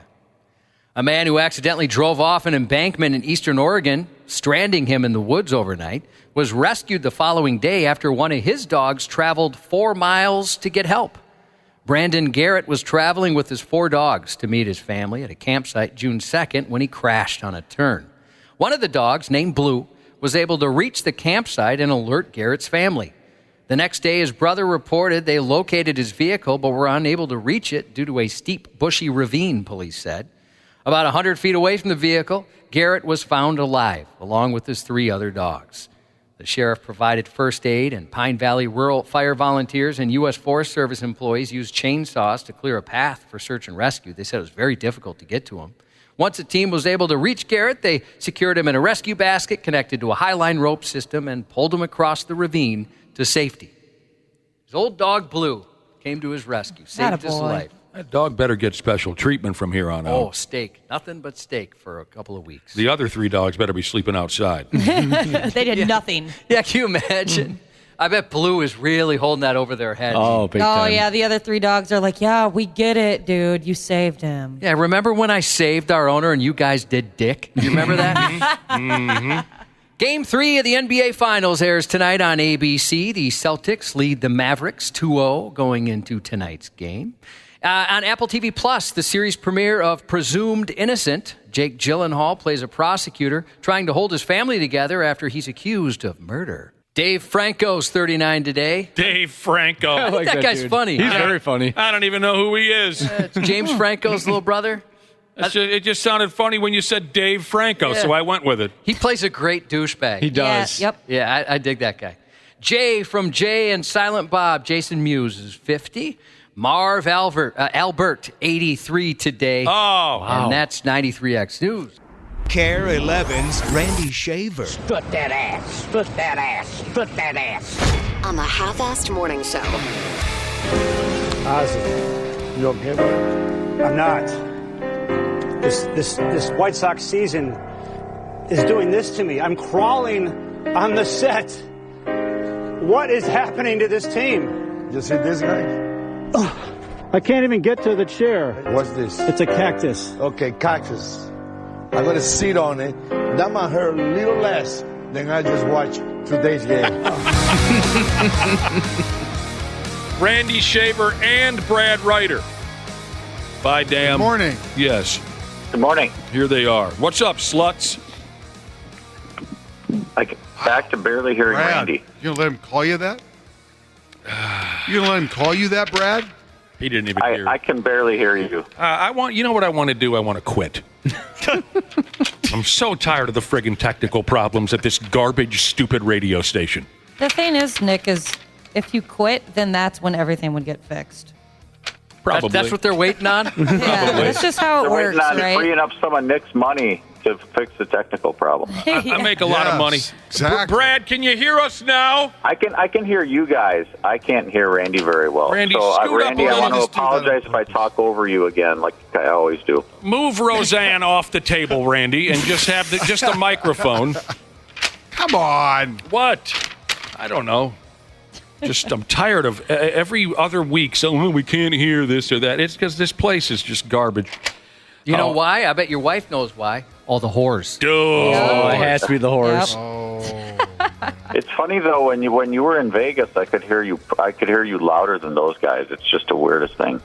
Yeah, it's Well, he weird. was on the phone. That's why. It's a whole different thing. The phone. The phone. Just put your friggin' ear right on up to We're going to need your contributions here, Brad. We're going to start. We're going to cut loose here.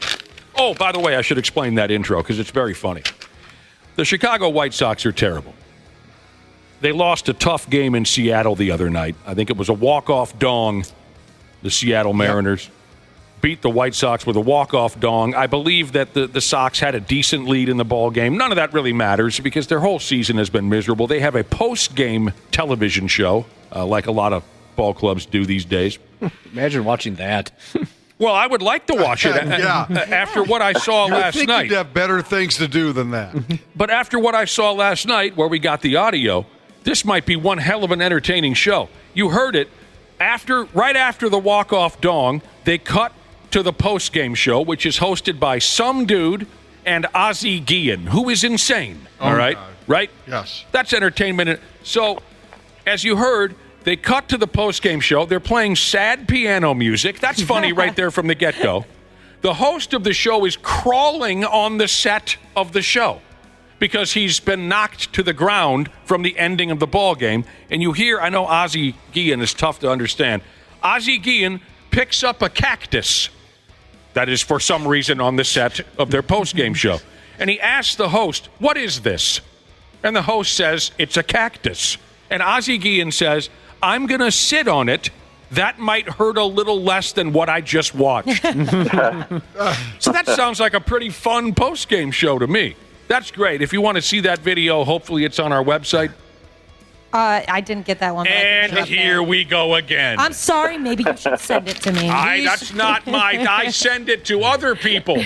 There's a long list of people between you and me, Ashley. I thought Dana sent it to you. Did he not? No, I didn't see it. Oh, I'm going to blame Dana. Yeah, blame me. Dana. So the just to list put is long. Yes, Randy. Just to put the White Sox in perspective here, 17 wins, 51 losses. They are 27 and a half games behind Cleveland. Here we are on June 12th. 27 and a half games back. They've won 2 of their last 10, and their run differential is minus 149. There's no one in baseball right now even close to that. A lot of season left, Randy. I think they're on pace for 44 wins or something like that. That's bad. It's not good. It's not good. And yet, they have 2 starting pitchers who are pretty decent in Fetty and Crochet. Everybody else on that team sucks. It's just bad. Well, I don't know what those 2 pitchers' contract situations like, but they better be looking at trading them before the trade deadline because they need a lot more back to rebuild. We'll get to more baseball here in just a minute, but I really got a kick out of that. Maybe with this new, the friggin' wife, she signed us up for some new way to watch television. You know, I don't know what it is. I don't understand these things anymore. How's that working? It's great. I get to watch the Twins games. We'll get to the Twins in a second. Maybe I can find that Chicago channel and watch more of Ozzie Guillen and the other guy on the postgame show because that looked like a lot of fun. Misery can be a lot of fun. I think we're a good example of that. Misery can be fun. And speaking of miserable things, I hate to dump this news on Josh, but he's probably already heard. We should cut to this as soon as we can. Josh, your all-time favorite professional athlete, Joey Chestnut, will not be competing in this year's Independence Day Nathan's Wiener Eating Competition there in Coney Island, New York, because he signed a new partnership with some folks called Impossible Foods to promote their brand new vegan hot dog. That was gut-wrenching to learn yesterday. Yeah, you know, Netflix, they're going to do their own thing, right? Have him be a part of some sort of eating competition in place of Nathan's. But it sounds like Nathan's might be able to figure this thing out. They might be able to sneak it in, and we can see Joey Chestnut on the 4th of July like usual. I've heard conflicting stories. Yeah. Joey said, I don't know what they're talking about. I can do it. It doesn't make any sense. It's unfortunate that what are they called? The competitive eating or whatever the organization. Yeah, Major League Eating. Yeah, Major League Eating is doing this. Well, they're pissed. You know, yeah. They're pissed.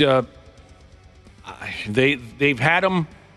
I'm just going to take a guess here that the folks at Major League Eating are saying, "Hey, we made you a star."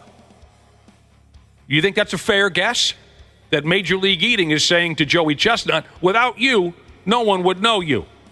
You'd just be a dork on the sidewalk eating 66 hot dogs in 10 minutes. We put you on television. We made you a somebody." Well, and it is the Nathan's hot dog eating contest. Right. You know? Right. So they're pissed. They're offended. They think Joey owes them some loyalty.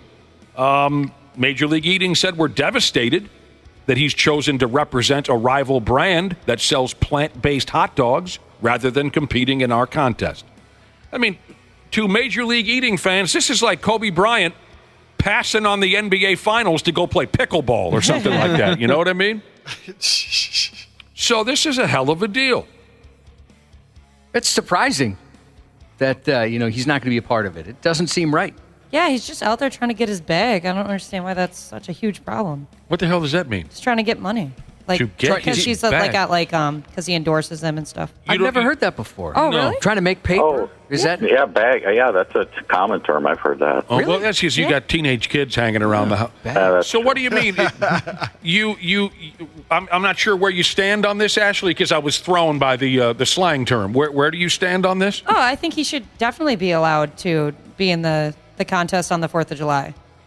But what if you were the people at Major League Eating who expected loyalty from Joey Chestnut? I don't know. Maybe they should pay him more, and he won't have to go get a new endorsement. Pay him more. He eats hot dogs for a living. The guy's probably living in a mansion. He eats hot dogs. I don't think he needs any more money for what he does. I'm sure it's in the contract of this plant-based company's hot dogs that he can't do this. That's probably why he can't do it. It's not Nathan's or it's not MLE saying it. It's probably the company that he signed all this money for saying you can't do it. Oh, I thought it was MLE. No, and that's Nathan's. not what I heard, Brad Are Ryder. you sure? Yeah. Because they're like, well, wait a minute, we're promoting Typically, this if you're an athlete and you sign a contract with, let's say, Coke, then you can't go out and be seen drinking Pepsi. All I'm saying, Brad Ryder, is I haven't heard any of that. I've heard it's strictly it was Major League Eating's decision to say, okay, you're not coming to our event if you're going to promote this other product. Yeah, because Joey said he was good to go. Yeah, Joey says he I'm can't sure do he it. is. Yeah. Well, But Major League Eating is sponsored by Nathan's, so that's why they're saying that. Huh? At any rate, Joey says it's cool. I can show up. If Major League Eating, it doesn't matter. Who cares? Yeah. People are saying that those Impossible hot dogs, those wieners, are good. I've never had an Impossible burger or anything like that. They frighten me a little, but I'm down to try them. I've had one fake hot dog, and it was good. Yeah. Was it in the Impossible meat one? I don't know. Did you know in advance? No, I did not. I did a taste test once, and I couldn't tell the difference. So I've had one, and I liked it. But there you go. Dana, I hate to tell you this, that wasn't that was a glory hole you went to. Oh, my God. What? I don't want him to make the same mistake 3 times. But 3 times. I was going to go check it out again this afternoon just to be sure. But Josh, there was a bun on it. God. That's a dirty trick. That's not fair. I think I saw You're a victim. that same trick was pulled off in the movie Bachelor Party, starring Adrian Zmed and Tom Hanks, 1984. Look it up. Adrian Zmed. That's a name. Right, Brad Ryder? Adrian I Zmed. remember him. Yep. Does everyone remember the movie Bachelor Party? Yes. Kind of. Man. I got 2 words for you, Cubby, on the movie Bachelor Party. Tawny? By God. Kitane. Yeah, she's something else, right? Yeah. Oof. Well, she died. Right? Did she? I'm not sure. Yeah, I think she died. Yeah, 2021. Ah, there's still time. Well, I would. Yeah, I was 16 back when that came out, so yeah. You went out and saw Bachelor Party? Yeah. That's a different Tom Hanks, right? Oh, yeah. Well, actually, no. What do you mean? Actually, no. He was still fairly clean and dorky in the movie. The movie had a lot of topless women and whatnot, but he was still kind of He's so serious now, though. Okay. I see what you mean. Yes, she is. Okay. Was Heather Thomas in that movie, too? No! No? Okay. I was saying earlier that I think a lot of Twins fans were hoping for a sweep in this year Colorado series. That ain't going to happen. Boy, this Cal Quantrill pitcher for the Rockies was just as good as Dick Bramer warned us about yesterday. Yeah. Rockies held on to beat the Twins 5-4 last night. Quantrill went 6 or so, gave up only 3 hits, walked 1, struck out 5 batters. Big dong was shown in the 6th inning by the Rockies. Ezekiel Tovar hit a 3-run dong off of Caleb Thielbar. Yep. It was a close game. Yeah, Thielbar did not have a good night. No. Let's put it that way. No. Not a good night. Not at all. Not a good night. Actually, Louis Varland did a good job. Yeah. You know, he got him through 5 and pitched well, and Thielbar just let it all go. Laid an egg. Did you see? Yeah. Did you see the dong? Buxton's dong. That was nice. Dead center, right? It hit that. It hit the batter's. Well, it didn't hit batter's eye, slightly above that. It was 400 and some. And Carlos Santana hit a 2-run shot in the ninth, put a little scare into the Rockies, but that was as close as the boys would come. So we got ourselves a noon game today to finish off the Colorado series. Pablo Lopez is on the hill for the Twins, and we all know Pablo has. Then the Oakland A's come to town. Yeah. You can't take advantage. You said this the other day. If you can't take advantage of this week in baseball, there's, you got the Rockies who are 24-43 and the A's who are 26-43. Good Lord. Come on. You better win 5 out of 6 here. I hear you. Yes, you better. I hear you. Because Cleveland ain't losing and KC ain't losing. Those two teams are playing really good baseball. There you go. All right, because some idiot invented social media, a fan ran on the field. A fan ran out onto the ball field during the Cleveland Guardians and Cincinnati Reds game last night at the Reds ballpark. This fan was determined to do a backflip, and he did, right before being smoked with a taser and then carried off the field in handcuffs. That was fun that they got out the taser. I haven't seen that before. I didn't know they carried those. Yeah. That is awesome. That wasn't a cop, right? I guess maybe I didn't pay too close. I thought it was it said security guard. I couldn't tell one way or the other. But that's the first time I've seen attention-starved social media dork get tased. And I like this new movement. Go ahead with that. That's awesome. And it almost looked like he didn't need to be tased, but I'm glad he was tased. Yeah. It does say he was a Cincinnati police officer. Oh, it does? Okay, I missed that part. That was great. Because, so many douchebags are pulling this gimmick now. At first, I didn't even click on the story when whoever sent that to me. I didn't even click on it. Big deal. A fresh 19-year-old needs to be noticed, so they jumped on the. I'm glad I did, because watching him get tased was a lot of laughs. A lot of laughs. This might actually entice more people to do it, to get tased. People are such idiots today. What we got to do now? You hit him over the head with a billy club? I don't know. I've been tased Hey, let's twice. go run on the field and get tased. Wapple and I have both taken the ride. It's miserable. I would never do that again. The ride. Yeah, you wouldn't understand. Nope. You guys are brothers in solidarity that way. Oh, it is no fun. Ride the lightning. That would have been better if they would have tased him during the backflip. Just watch him just go straight down. Yeah. Just land right on his nuts. Yep. Josh knows this. Tell him, Josh. Who has the longest wiener in all of Major League Baseball? Well, it's easily everything's bigger in Texas. It's the Texas Rangers. It's the Rangers. It used to be Fernando Valenzuela. Now it's the Texas Rangers. An online sports book. Have these folks taken any of your television money, Randy Shaver? Bet US? I have not heard of them. Okay. They set out to find the biggest wiener in Major League Baseball. That led them to Texas, where the boomstick hot dog that the Rangers serve at their ballpark clocks in at 24 inches long, and it costs $32. Wow.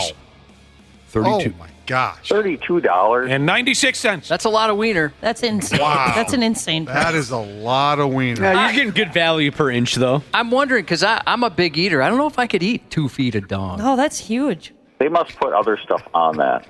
I'll bring you the glory hole, Josh. I'll show you how it's done.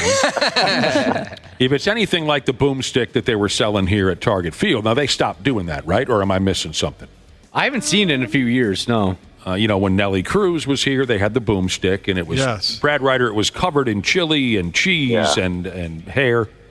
And oh my God, no, it wasn't. No, there was no. I brought my own. It was not. Oh my God. So, I don't remember the length of the boomstick when it was sold here at Target. What do they call the park? Field. Target Field. It was at least a foot. It was massive. Yeah. It was. You needed 3 people to wipe it out. You did. I didn't order one. A couple of my buddies did and said, yeah, you need 3 people. So it must be similar to the one they have in Texas. $1.37 per inch. The boomstick was 2 feet. Are you serious? Oh, well, there you You're go. talking about the one at Target Field. At Target Field, And yep. this one is also a 2-footer. 2-footer topped with chili, nacho cheese, grilled onions, and jalapenos. Oh, yum. That is diarrhea waiting to happen. Oh, darn it. I knew mom jokes were going to be coming in when I said I couldn't handle 2 feet of wiener, and here we go. She is... Oh, my God. I'm going to get myself in trouble again, but my mom is taking a pounding here via text. Literally. Oh, my God. Yes. The Baltimore Orioles were the runners-up in the Big League Baseball longest wiener competition. It's not even close. You know, the boomstick, a 2-footer there with the Texas... the Baltimore Orioles sell a hot dog called the meat pipe. No, I'm kidding. It's Jesus. They call it the yard dog. That's only 12 inches. That's not... You can't call it that, then. They shouldn't call it the yard dog? No. How many inches are in a yard? Isn't it like 3.5? Well, inches, I guess I have to do the math. 36. Well, good for you, Brad Ryder. Isn't it more than that even? No, 3 feet in a yard. Oh, I thought a yard was like 3 and something. The yard dog is 12 inches. They want $23 for that pig.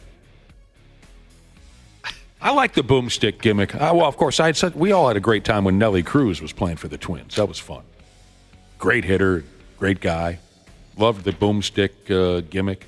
Astudillo was around. God, it was a fun year. The turtle.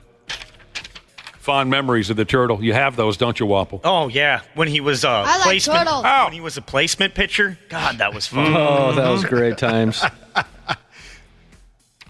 Here's a little sports history.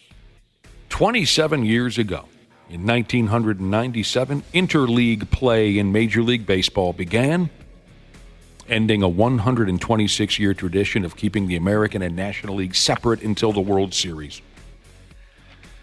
Oh, I've grown accustomed to interleague play, but I remember initially I did not like the idea.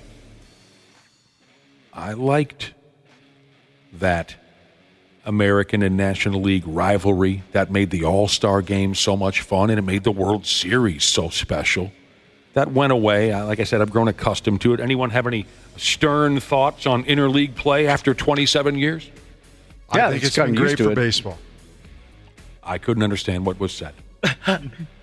I said I think it's been great for baseball. Yeah. Mm-hmm. It's been great for the game. Okay. Every other league has inter-conference play, so why not? Okay. Right. Well, and it's like there are so many. Oh, so many people just want to see like Ohtani and stuff like that, and big name players Right. that you can never see. Yeah.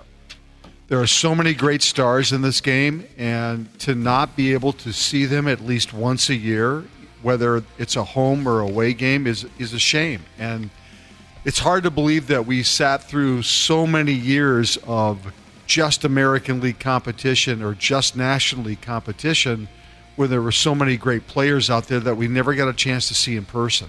Yeah. It just only makes sense to do this now. So. I think Waffle hit on that. I think the big reason, if I remember right, why they did it was because they had that strike. I think it was 93?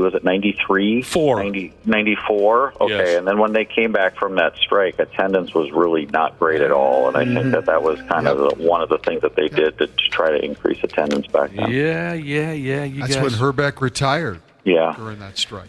You're So right. forget it. You're I'm right. not It is cool, to be able to see the top NL guys on a more regular basis. It does take away a little of, I don't know, the nostalgia.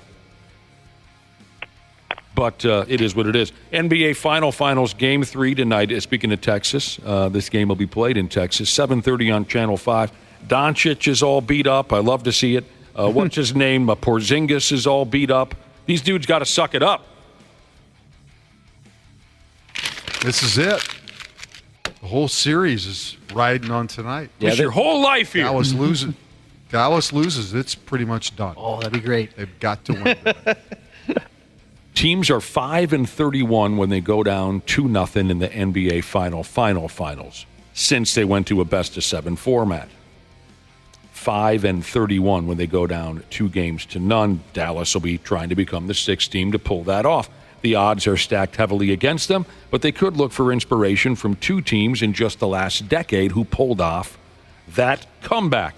The Milwaukee Bucks in 2021 They were down 2-0 to the Phoenix Suns until the Greek Freak went mental and averaged 37 points the rest of the series. Yep. Cleveland Cavaliers in 2016 were down 2-0 to the stupid Golden State Warriors. LeBron James and Kyrie Irving went mental from there. The Miami Heat in 2006 beat the German Moses after being down 2-0. Dwayne Wade took that series over. Oh, this will be a tough one to talk about with recent events. Bill Walton and the Portland Trailblazers in 1977 were down 2-0 to the Philadelphia 76ers in that series. And they were beaten badly in the first 2 games. But the Trailblazers, with the big redhead, beat the Sixers from then on out. In the series is how you say it, clinching game, Bill Walton had 20 points, 23 rebounds, and 8 blocks. Jeez. Golly. That's how you wrap up a series right there. God dang. Okay. And way back in 1969, Randy Shaver was probably sitting in front of his radio, combing his hair or something, listening to the 1969 yes. NBA Finals. The Boston Celtics beat the Lakers with your guy, Jerry West. Yes. The Lakers took a 2-0 lead in that series. Boston came back and won the series, and Jerry West went straight to the strip joint and grabbed a bottle of JD, I would imagine. Havlicek and JoJo White. Yeah, that was very, very good Celtics teams. In that series, Jerry West became the first losing player to be named Finals MVP. I think that is true. That's shown in that goofy Lakers series that went off the air. What was that called again? Winning Time? Winning Time. Showtime, Winning Time, whatever. That series is, I think the beginning of the series focuses on that 69 final where Jerry West is crushed by losing that series to Boston, and they present him with the MVP trophy, and at least I think in the movie he throws it in the garbage or something, which I doubt he really did. In the deciding game of that series, Bill Russell had 6 points and 21 rebounds. Shaquille O'Neal denies that he was stoned while sitting courtside with Paul Pierce at Game 2 in Boston. Could have fooled me. Yeah, he did look stoned. That's for sure. That video is up on 93x.com. What is it a video of? Just him sitting there with the sunglasses on? Whether or not he looks stoned. He's kind of got his head back with his mouth open in the beginning. Yeah. It's weird. I didn't pay much attention, but everyone is calling him out for being high. Of course, Paul Pierce is known for marijuana cigarettes and crapping his pants. What a legacy to leave behind. Yeah, they're not related. What does this mean? In response to these accusations that he was stoned for Game 2, sitting on the sidelines, Shaquille O'Neal says, "Everybody knows I'm a hookah man." What is a hookah? Isn't that the deal with flavored tobacco? Shisha. Yeah. It looks like a bong. And then everybody's got their own little thing attached to it. Mm-hmm. That stuff gives me a headache. It's a flavored tobacco? Yeah, you see it like in the cantina in Star Wars, that type of thing. I don't know. You can put weed in those too. Mix it with the shisha. You can put weed in a hollowed out apple. Of course, you can put weed in anything. That's true. I knew a guy that smoked weed through a tennis shoe. I wonder if I could smoke weed out of the board. I've never done that. What is the board? The control board. The control board? Oh, Let's not light it on fire. It lights itself on fire. Randy, Brad, were you guys high while watching Game 2? No. Not that I'm aware of. No. This story, I thought you guys might take interest in. I don't understand the verbiage. It's been explained to me over and over and over again. I don't understand it, and I really don't care. The 1983 NC State championship team, the team that upset the Houston Cougars, one of the most famous, infamous Final Four championship games ever. That team, at least plenty of members of that team, are suing the NCAA for past NIL money. Oh, for gosh sakes. Yeah. How is that going to work? Yeah, I was going to say, what? Win that, every player would do that. I'm suing my high school for past NIL JV money. What's What's the base? Past JV money. Well, let me just try to. I don't, Brad. I'll try my best here for you. It says members of the '83 Wolfpack basketball team, coached by Jim Valvano. If you don't know, look it up. Historic stuff. They filed the lawsuit on the grounds that the NCAA has systematically and intentionally misappropriated their publicity rights. For more than 40 years, the NCAA and its co-conspirators have systematically and intentionally misappropriated their publicity rights, including their names, images, likenesses, everything associated with that championship game and that play where Derek Whittingham lobs it up to Lorenzo Charles, reaping scores of millions of dollars from their legendary victory. Plaintiffs include Thurl Bailey, who played for the Timberwolves, Alvin Battle, Walt Densmore, Tony DiNardo, Terry Gannon, George McClain, Cozell McQueen. Guys like Derek Wittenberg and Lorenzo Charles. Well, Lorenzo Charles is dead. I don't see Sidney Lowe's name in What here. about Sidney Lowe? Yeah, I was going to say, some of those guys, were they even on the floor at the time when all that happened? I don't know if they were, right? It doesn't matter. The whole team is saying you used our, more or less they're saying you used our story to make money, and we never saw a dime of it. Did you read Terry Gannon's name? Terry Gannon, yes, he's on the list. Okay, he's a big-time golf announcer on NBC right now.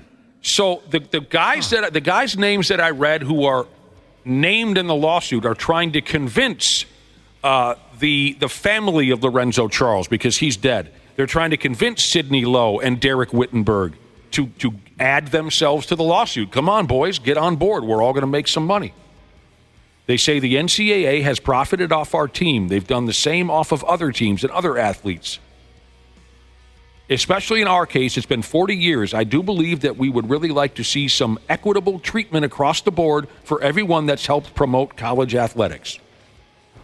It's really weird to me. That's opening a very big can of worms. No kidding. I don't see how. I mean, I'm not one to defend the NCAA, but I'm not sure how they win that. But if they do, oh my gosh, then people better lawyer up in a hurry. I thought it was a joke when I read it. Yeah. And that's one of my favorite memories as a kid, watching sports.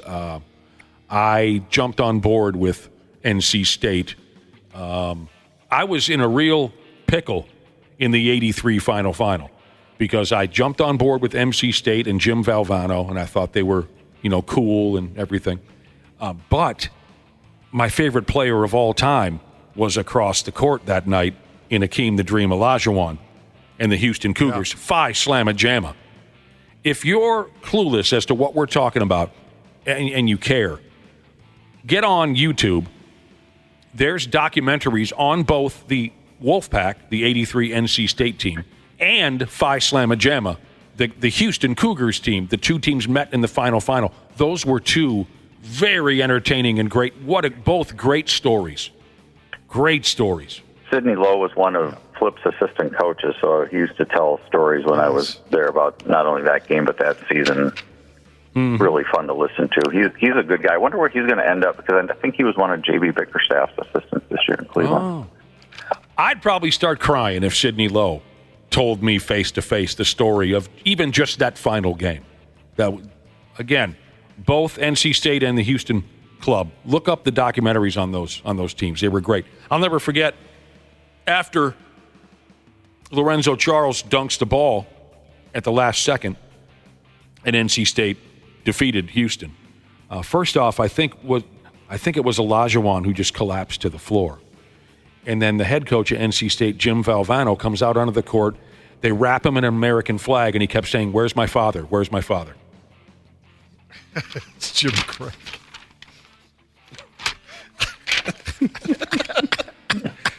I've confused so many people with that. Yes, you have. There's some dude going, "Wait a minute, I thought that was a hockey game." That was Jim Craig. Where's my father? Okay.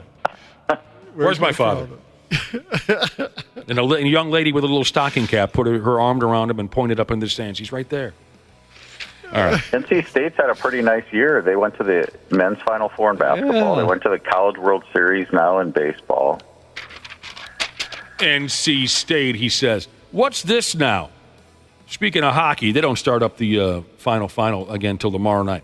Says here, there's been a steady decline in youth hockey participation in Canada. Oh, no. Weird. What are we, is Earth falling off its axis here? Is this it? I wonder why that is. Well, I guess we did have a warm winter last year. Maybe it has something to do with that. It's I just money. Don't have ice to play. It's too expensive to play? Yep. Yep. Youth hockey participation has I'll get there, Cubby. Youth hockey participation has decreased by nearly a third in Canada over the past decade and a half. Nick, if you don't mind me asking, because you played hockey growing up, right? Quite well, yes. How much do you think it was for like a year? I have no idea. I know what it is now. I don't know what it was in 1976. I don't know. Significantly less. I wish I could give you an answer because it's a very good question, but I just don't know. I've got your simple answer. People are just having less kids.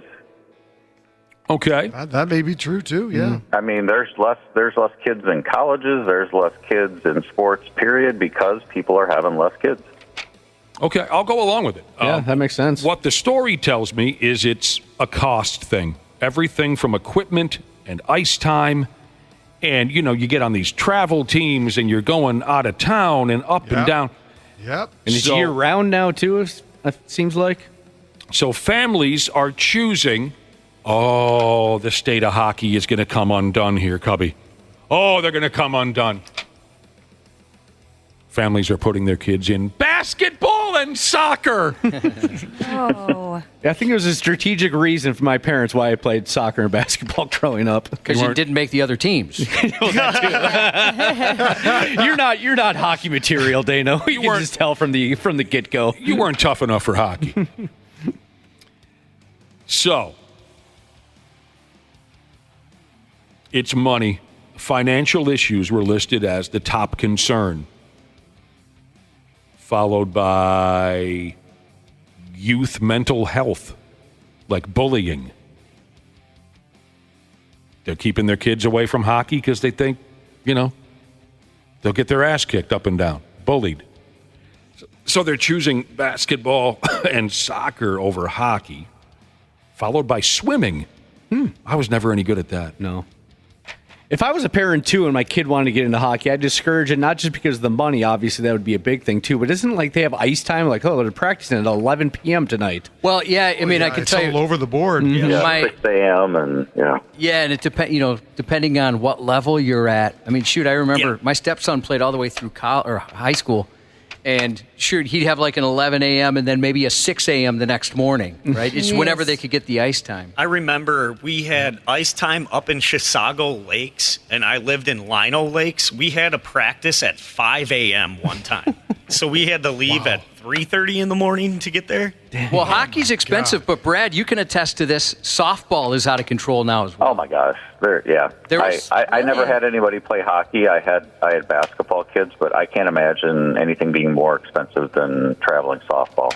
I played traveling softball, and it didn't. It wasn't that much when I played. I had a kid play travel baseball for 10 years, and I had a kid play travel softball for 10 years, and travel softball was much more expensive. Is it equipment or just tournament fees or what? Well, the tournaments, most of the tournaments are way far out of town. Yeah. And then the clubs, it seems like the softball clubs are more expensive than the baseball clubs. There was one that in the club league. Yeah, there was one that my daughter was on, and we ended up, we couldn't do it. Despite the incredible amount of money I make, it was like $2,500. Yeah. I mean, it was to play softball. I guess I do remember I'm going to brag a little bit quick. One time our team was going to go to nationals because we won state. We were killing it, and we all couldn't afford to go. Everyone was like, oh, well, that was cool. Good job, everybody. But it costs you have to fly to Texas. I think that's where they do it, Texas or Kansas, somewhere. And, it's way too expensive. I don't like self-serving stories on this program. Yeah, especially when they're coming from other people. This person said, I put my 7-year-old in hockey camp this summer, 4 days a week, almost $4,000 for the summer. Holy cow. Just get a babysitter. A 7-year-old. Wow. Wapple, you had that 5 a.m. practice. You thought that sucked. You know who really hated it? I can speak from experience. The Zamboni driver. The 22-year-old Zamboni driver who drank a case of beer the night prior. Yeah. That's who else hated that you had 5 a.m. practice. I think when we had like the 5 a.m. practice, like the ice was already cleaned from the night before, so we would go on, and then another team would go on after us too. So they would use the ice after us and not resurface it. You know what? This is perfect timing for this because we're talking about the cost of youth sports is ridiculous. For the Canadian people who are pulling their kids out of hockey and handing them basketballs, and I think that's so hilarious. Because if there's one thing that hockey fans hate, it's basketball. Yep. Oh, they can't stand it. If more than 5 people are at a bar watching a basketball game, they're offended, right? We're talking about all these wild costs, and in Canada, I guess it's like between $5,000 and $10,000 if your kid is decent and makes a travel team. Anyway, it's perfect timing because also this morning I read a Minnesota Vikings player made a list that was made up of the most underpaid players in the NFL. Please never hand me a list of underpaid athletes because I don't care. And I didn't even write down who the player is because I don't care. Was it Ivan Pace? I don't even know if that exists. That's insulting. A list of underpaid athletes. Put that in your behind, okay? There's no such thing as an underpaid professional athlete. Apparently Joey Chestnut's one of them.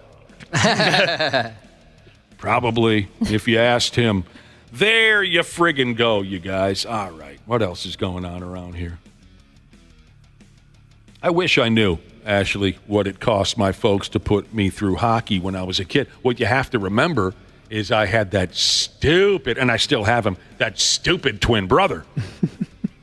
You know what I'm saying? Yeah, so it's double. It was double. It probably wasn't very much back then. No, but there was 2 of us. Yeah. And every year, my folks would approach the hockey board and say, "Hey, look, when we were squirts and peewees, little kids, they'd approach the hockey board and say, we got 2 of these little bastards, right? Put them on the same team." Oh, true. Yeah, so then they can go together and travel and make it easier for you. Right, but because my brother sucked, they wouldn't put him on the A team. And so one night my mom's having to drive me to Blaine for the A game, and my dad's driving my brother to Lakefield or godforsaken, who knows. It was stupid. They were idiots. If I would have killed my brother with that pickaxe when we were 14, I never would have. Think of all the money you could have saved your parents if you just murdered your brother. Well, why didn't you just play down on the B team? You would have really cleaned up down there. Give me a break. I don't play on B teams, Brad Ryder. I'm not from Clara City.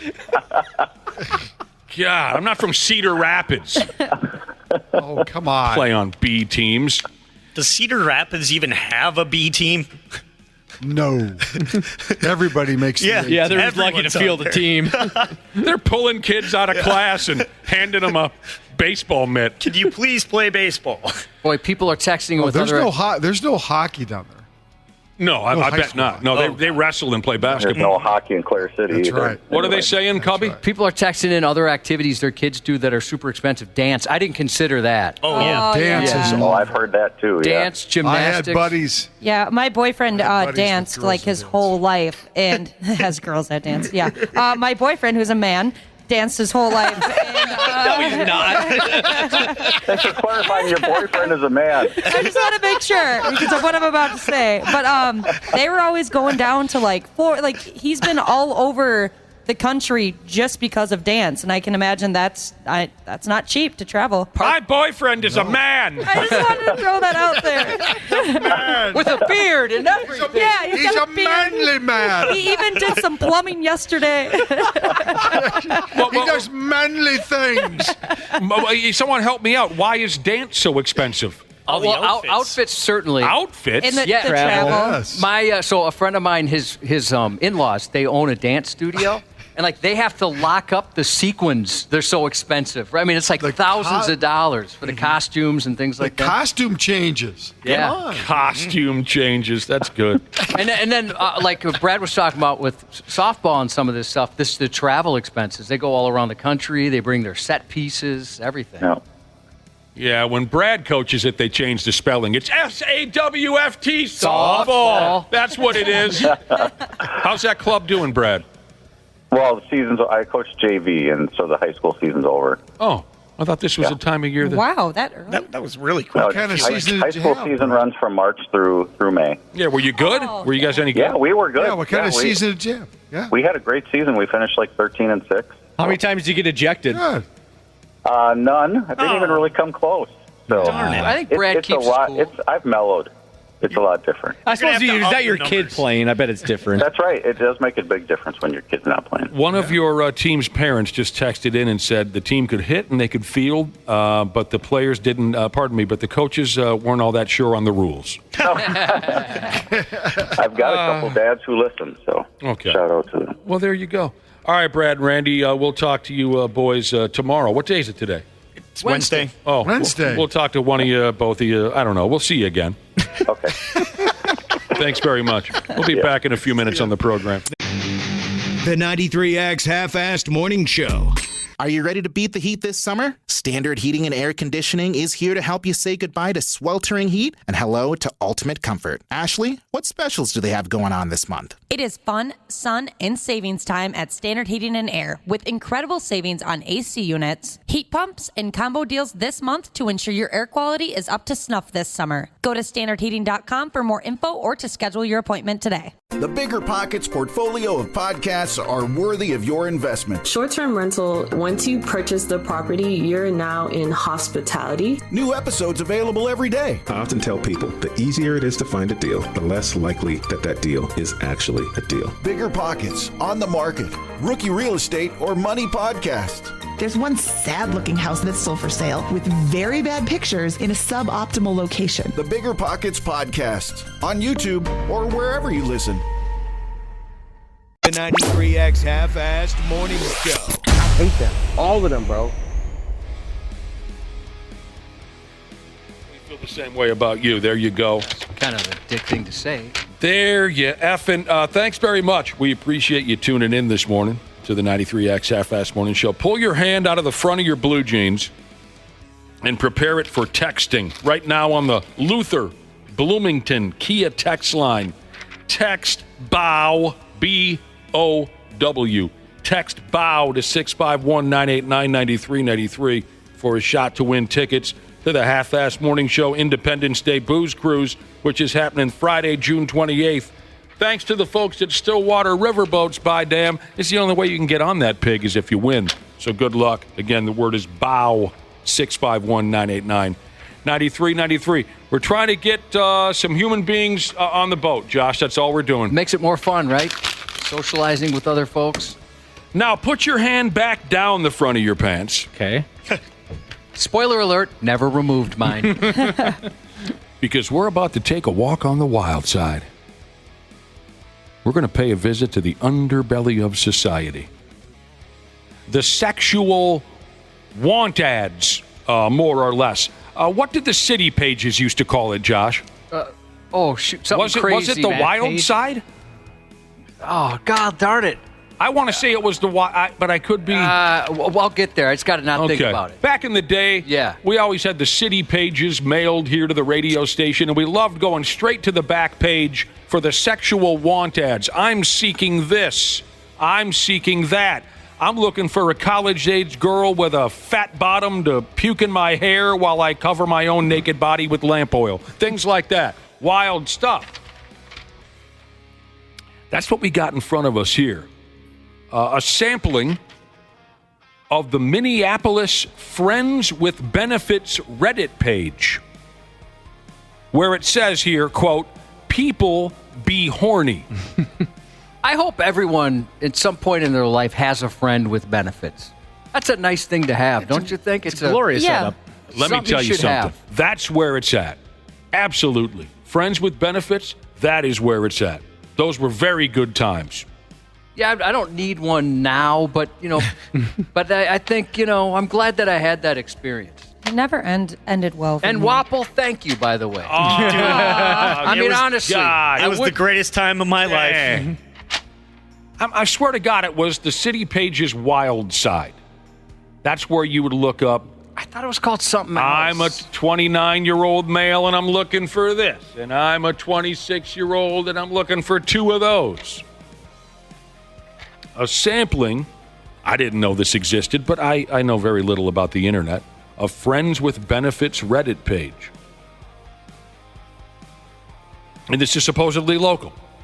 So let's see if we can create a match for somebody out there. Maybe you're sitting around waiting for one of these messages to be sent your way, or at least to hear that someone is on the lookout for this or that, and you can raise your hand and say, yeah, I'll do it.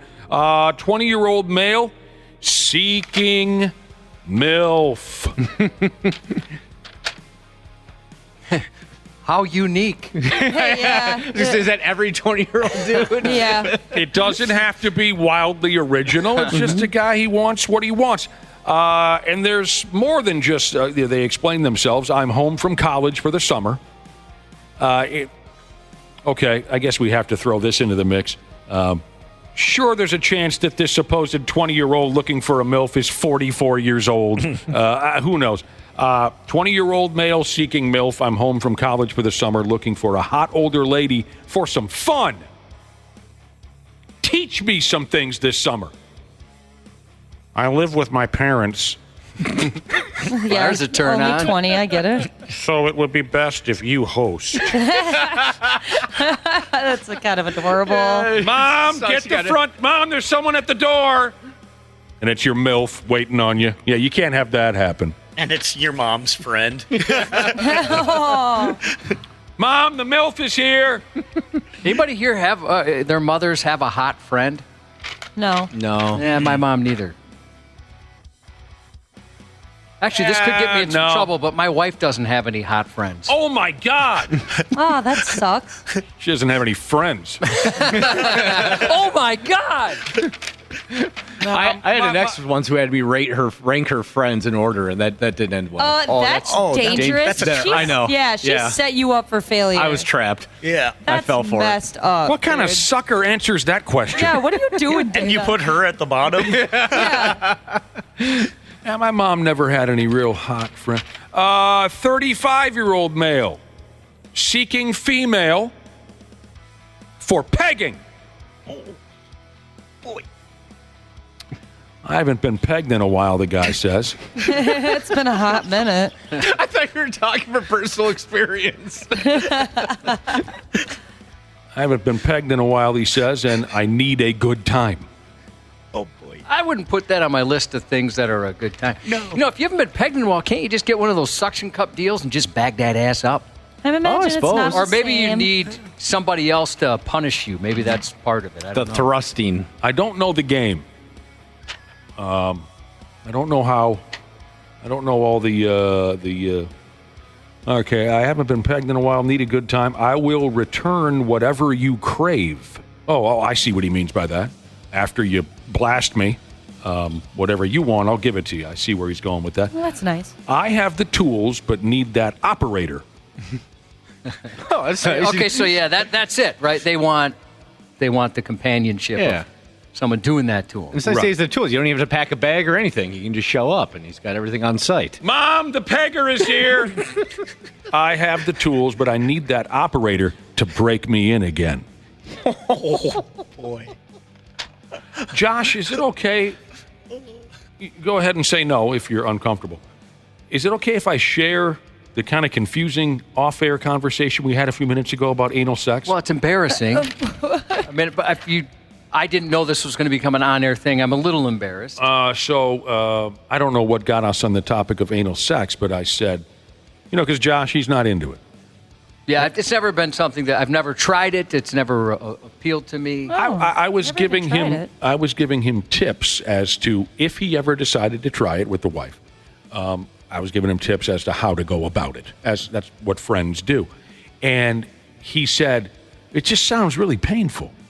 And there was a couple minutes of silence because I was looking kind of confused at him. There was a couple minutes of silence, and he said, oh, I do my wife. Yes, I didn't know that's how it worked. And I said, you really don't know anything about anal sex? I've never tried it. Okay. One time I had an oopsies. But I was corrected immediately. But yeah, never on purpose. Took the wrong exit. By the way, to clear something up, but you didn't mean not to. Jesus texted in and thought it was clearly self-preservation when I said my wife has no hot friends. No, it's true. They're a bunch of uggos. Oh, my God. Like really, really gross. Inside and out. We are... Just really doubling down. Well, I'm already in the doghouse. We're rambling through, supposedly, real deal... What's the word I'm looking for? Entries, and I'm not trying to be cute with that, to a Reddit page called Friends with Benefits, and this is supposedly what folks are looking for right here in the Twin Cities. This isn't like a national thing. This is right here in town. Next up is a 27-year-old male. I couldn't think of anything less appealing, but you guys already know that about me. 27-year-old male seeking woman for food play. I don't like to cross my food with my sex action. It gets gross and it's sticky and stuff. Looking to get messy, dude says. I'm 6 foot tall, 200 pound. Please send me a message if you're interested. Okay. 34-year-old male seeking woman. Okay. I wonder where he goes next.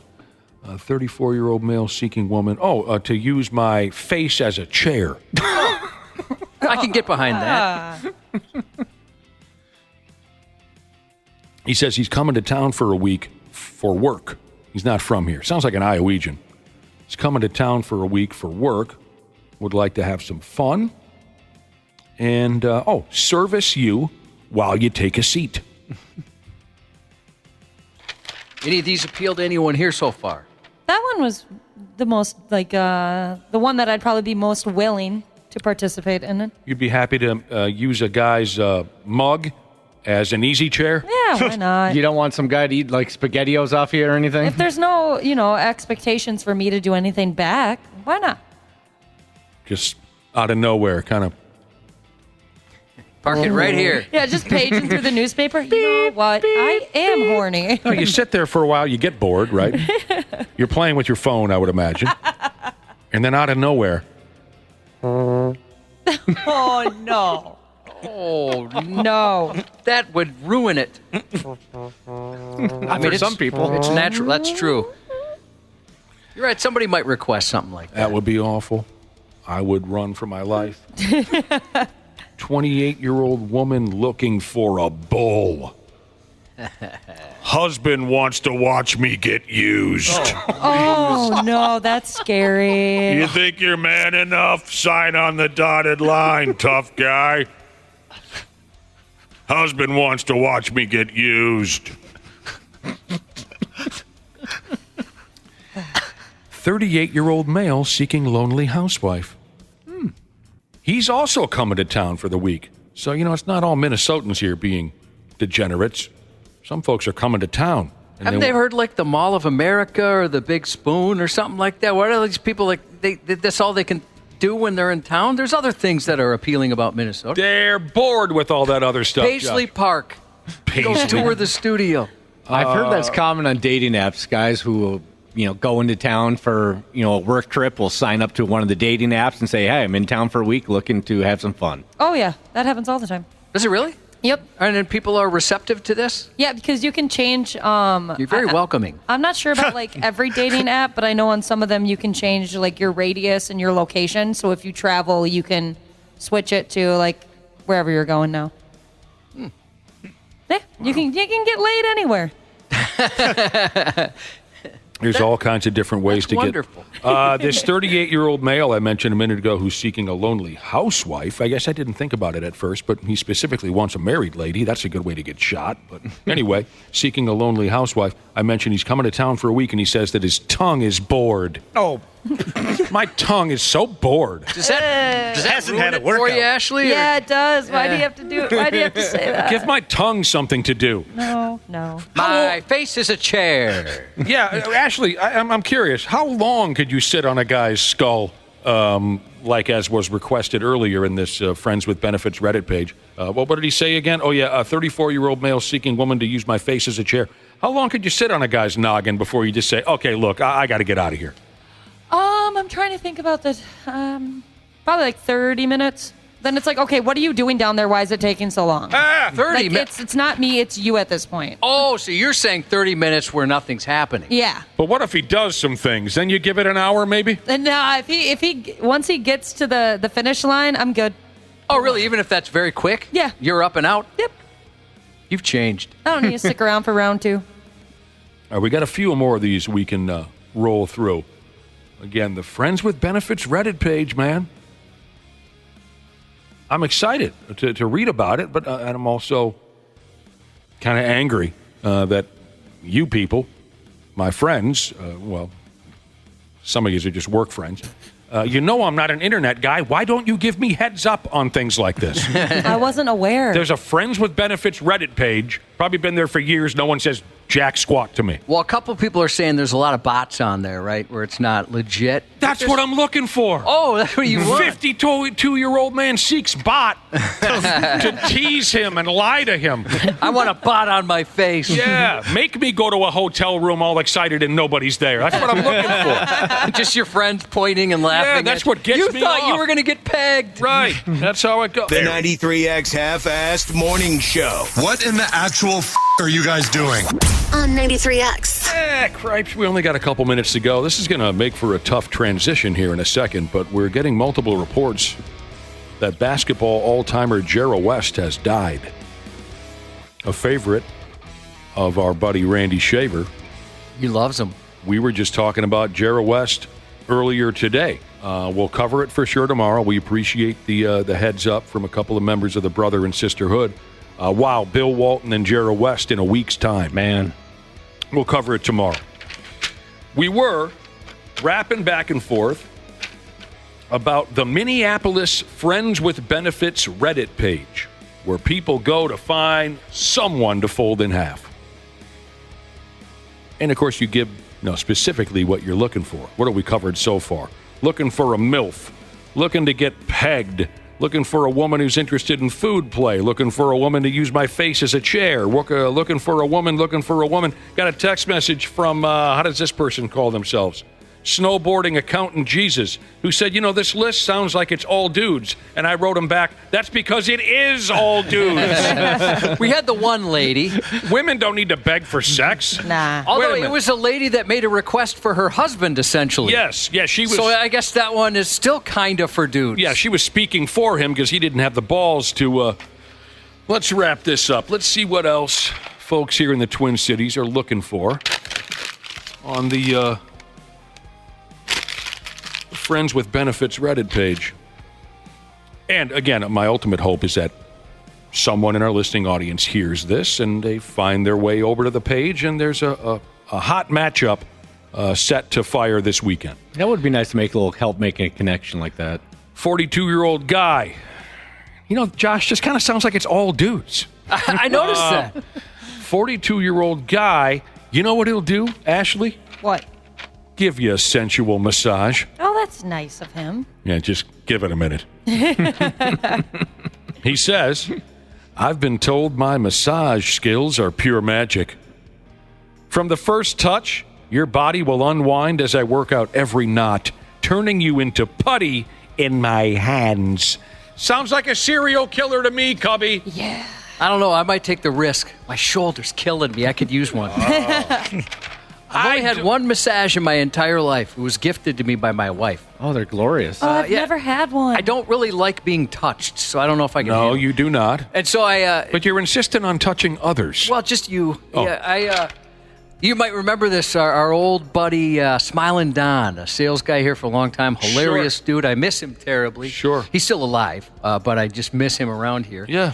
He's like, well, how did it go? What'd you think of that? And I'm like, well, it went fine. He's like, so did you get all nude? I'm like, all nude? No, not at all. And he called me a prude. Yeah, you're supposed to get naked. I remember that when he called you a prude. Yeah, he was like, well, you did it wrong. Like, well, why would I get naked? She's working on like my back and shoulders and stuff. It was never a good feeling when you disappoint Smilin' Don. I know. But he was very disappointed in you. I was also slightly disappointed in you because every massage I've ever had, I got ass naked. I thought it was a trick. No. You got to get ass naked. Well, yeah, I thought, she's like, well, just disrobe to what you're you're comfortable in. I'm like, well, I'm good here in shorts. This is how I'm comfortable. Do I have to take my jacket off? I had that same moment where she said, disrobe to where you're comfortable. I took off every stitch of my clothing. I began taking off hers. And she said, she said, I misspoke. Disrobe yourself to what you're comfortable with. Okay. What else are we dealing with here on the Minneapolis Friends with Benefits Reddit page? Oh, 27-year-old male seeking pregnant female. Interesting. Yeah, some guys are into that. He's looking for a lady that is pregnant at any stage. He says, I've always been curious about it, and I find it super hot. Oh, yeah. The rapper Prof, he's from Minnesota. He has a fetish for pregnant ladies. He does? Yeah, like all of his album covers and stuff, it's just him, and then he's just surrounded by half-naked pregnant ladies. Does he not think we can take the hint the first time? I don't think so, no. And he has more than one album? Yeah. I love Prof. He's on album number 10, and he's like, look, I want to send a message with the album cover. And his producer was like, yeah, dude, we get it. This album's titled, I Want to Bang Pregnant Chicks. Finally, 25-year-old male seeking female. Again, it's just all 25-year-old male seeking female. Ladies, are any of you interested in having sex with me while my wife listens to us from upstairs? No. Weird. She currently can't have sex. Well, that's not That's too bad. good news for anybody. And she has requested that I find someone else to fold so she can still get horny from my enjoyment. Doesn't sound like a 25-year-old to me. Sounds like an older fella. Yeah. But, if you're interested, ladies, go on over to his place. He'll bomb you. And from upstairs, the wife will be listening. Maybe she'll make you a snack afterwards. I'm being told by Don't Tell My Boss Jesus that Prof is a legend, and it was only one album cover that he had it was the pregnant. one? Oh, and maybe it was other pictures I saw along with the album cover. But yeah, he is a legend. Wapple, you like him too, right? Oh, yeah, he's really good. So you misled us? I'm sorry. I was mistaken. What's a song we might have heard from Prof? This legend who apparently you can't name one song. You probably haven't heard any of I know, them. yeah, buddy. Yeah, buddy! I'm not your buddy guy. Right? Is that the one? I'm not your guy, buddy. I know the guy. I do. Prof? Yeah, he was... I know the guy. I mean, not personally, but his original act, one of my ex-girlfriends was crazy about his original act. What was it called? Go. I don't know what you mean, like his original album? Yeah, no. He came from a group. Oh, I didn't know that. Yeah, I didn't know that either. Sayers? Rhyme Sayers? God, I hope it wasn't that. That's what he's a part of. That's like, that has him and that has that's like the production. Atmosphere. No, yeah. he's Atmosphere. That's the deal, yeah. No, I don't think he was in Atmosphere. Yeah, he was never in Atmosphere. That's what I said. He said Atmosphere. That's the deal he was never a part of. But yeah, they do. They belong to the same studio group or whatever it's called. And it was you that was in love with pregnant women. Yes. We got to get the hell out of here. He was part of the Rhyme Sayers Welcome to Minnesota tour. And he was Prof. in Atmosphere. I'm gonna have to listen to some Prof on my way home. Just be I wish I could be in the car when that happened. Oh, you can. Okay. Let's just drive around. Deal. That'd be fun.